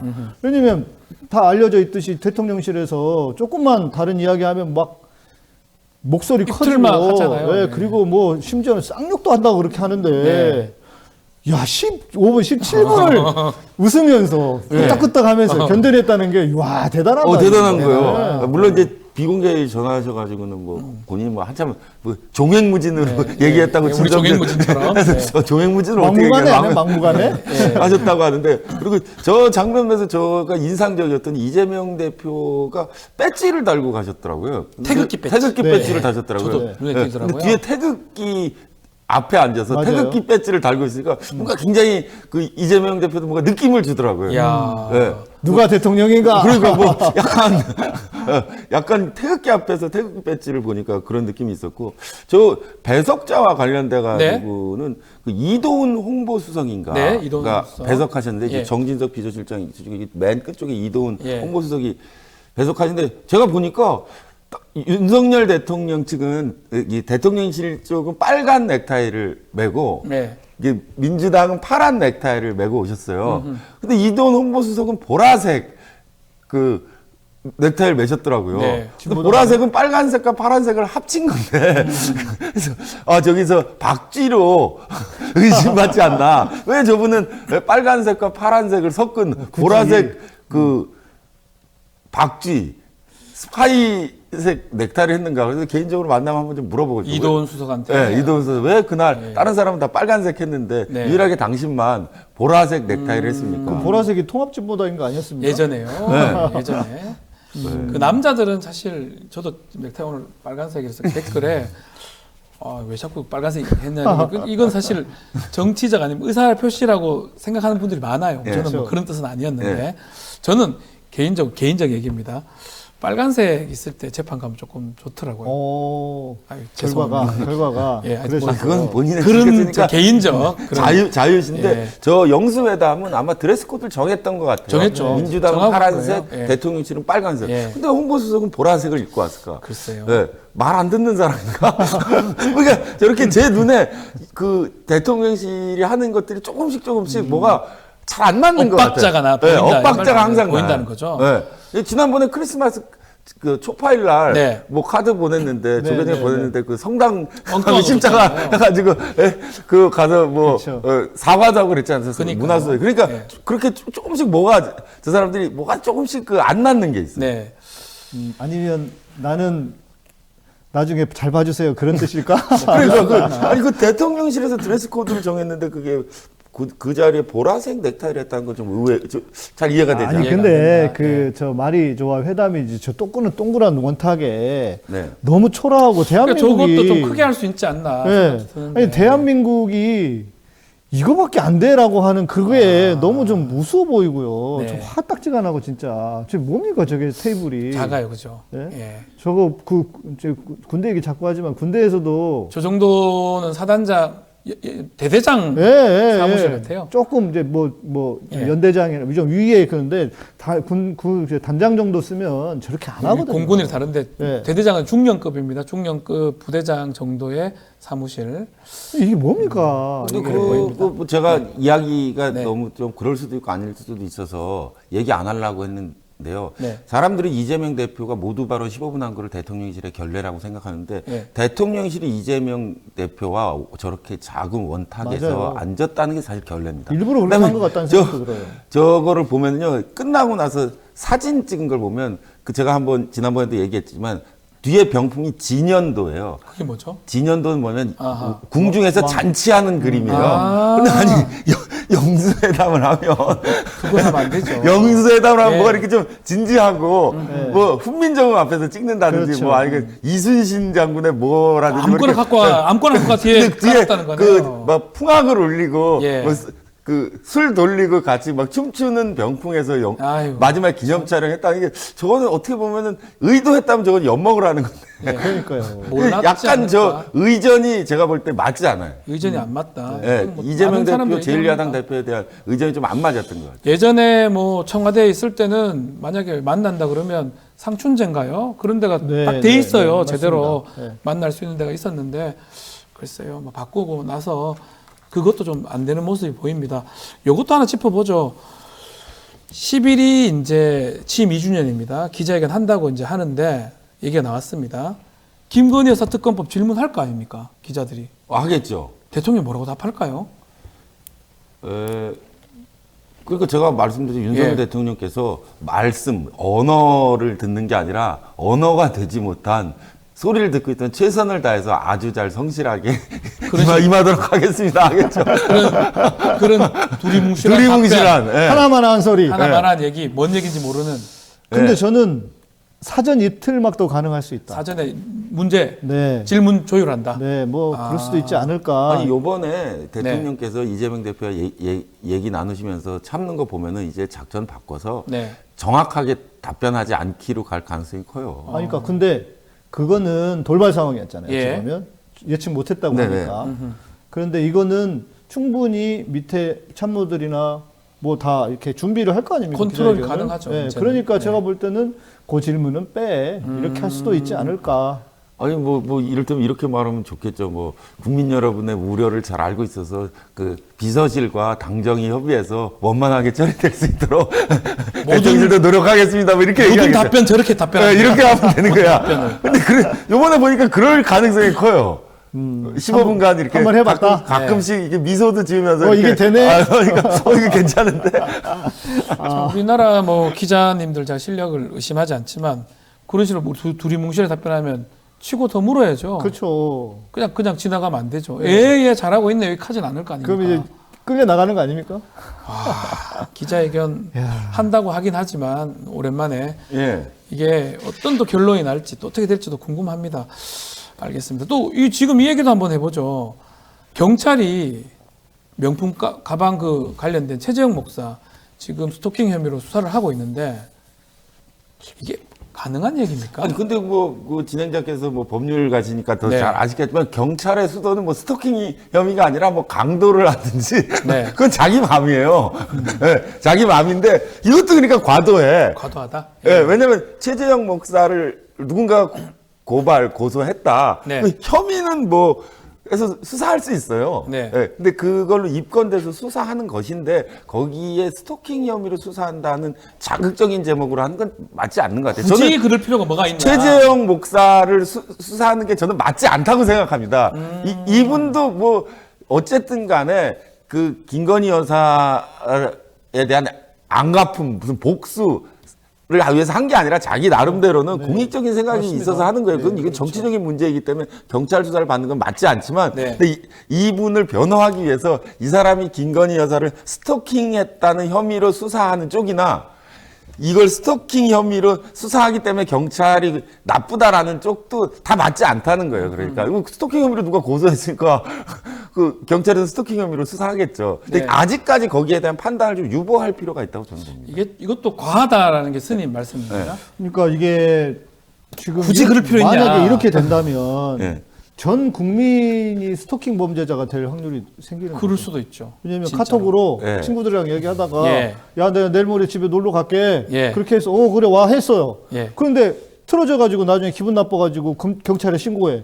우리 집에 뭐 나 스토킹이다. 이렇게 되는 거 아닙니까? 이게 지금 된다는 얘기 아닙니까? 그렇지는 않고 이제 스토킹 혐의로 수사는 하지만 스토킹 혐의로 기소나 처벌이 그러니까 되지 않을 거예요. 안 되겠죠. 그 처벌이 되지 않겠죠. 이게 김건희 여사한테 유리한 겁니까? 불리한 겁니까? 왜 이렇게 합니까? 그러니까 공격이나 반어가 둘 다 과도하기 때문에 결코 김건희 여사에게도 좋지 않아요. 아니 뭐 스토킹 혐의는 아니죠. 최재형 목사가 무슨 김건희 여사를 스토킹 했겠습니까? 좀 과도하게 괴롭힌 거는 있겠지. 자기 입장에서. 그거는 뭐 그런 의견이니까 경찰에 누군가 그렇게 고발할 수는 있겠죠. 그 고발장 때문에 그 혐의 때문에 입건해서 수사한다. 라는 이 절차상의 문제로 봐줘야지 경찰이 김건희 편을 들어서 스토킹 혐의로 수사한다라고 이해하면 안 된다는 거예요. 제가 볼 때. 모든 경찰이 그러지는 않겠죠. 어디든 다 아까 지록이마 말씀하셨지만 그 권력에 빌붙어서 아부하는 인간들이 있으니까 경찰 중에도 당연히 그럴 것이고 근데 문제는 저는 이렇게 봅니다. 지금 대한민국이 우리가 뭐 경제적으로도 어려워지고 계속 그렇다고 하는데 그것뿐만 아니라 대한민국이 가야 할 미래, 소위 말하는 그 에너지라든지 이런 미래를 이야기하고 준비를 해도 정말 부족한 판에 네. 우리가 소위 말하는 이채 양명주 또 이런 이야기들을 니는 하고 있다고 하는 이 현실이 이게 정말 우리가 지금의 2024년의 대한민국과 맞는가. 정치라고 하는 것이 누구 대통령 지도자를 뽑는다고 하는 것, 정치 세력을 뭐 국회의원 마찬가지 뽑는다고 하는 것이 너무 중요하다. 네. 이건 좀 정말 저는 요즘 비참한 마음으로 정말 하루하루를 보내고 있습니다. 이게 맞나, 대한민국이. 알겠습니다. 자, 오늘도 우리 종횡무진에서는 김건희 여사 중심으로 많은 얘기들을 했습니다. 결론은 좀 과하다, 이렇게. 나는 왜 사소한 일에 분개하는데 지금 트럼프가 미군 주한미군 철수시킨다는 이 거대한 큰일들이 있는데 뭐 김건희 스토킹형이나 이런 걸 가지고 사회가 과열돼 있다는 게 좀 맞지 않다는 거죠. 알겠습니다. 오늘 말씀은 여기까지 듣겠습니다. 양희사 목사님, 해문수님 두 분 감사합니다. 자, 뉴스인사 프라임 유튜브 멤버십 회원에게만 우선 서비스가 되고요. 당일 저녁 일반인에게 공개가 됩니다. 유튜브 멤버십 회원 가입 방법 유튜브 게시판에서 확인이 가능합니다. 많은 관심 부탁드리고요. 저는 내일 다시 찾아오겠습니다. 고맙습니다.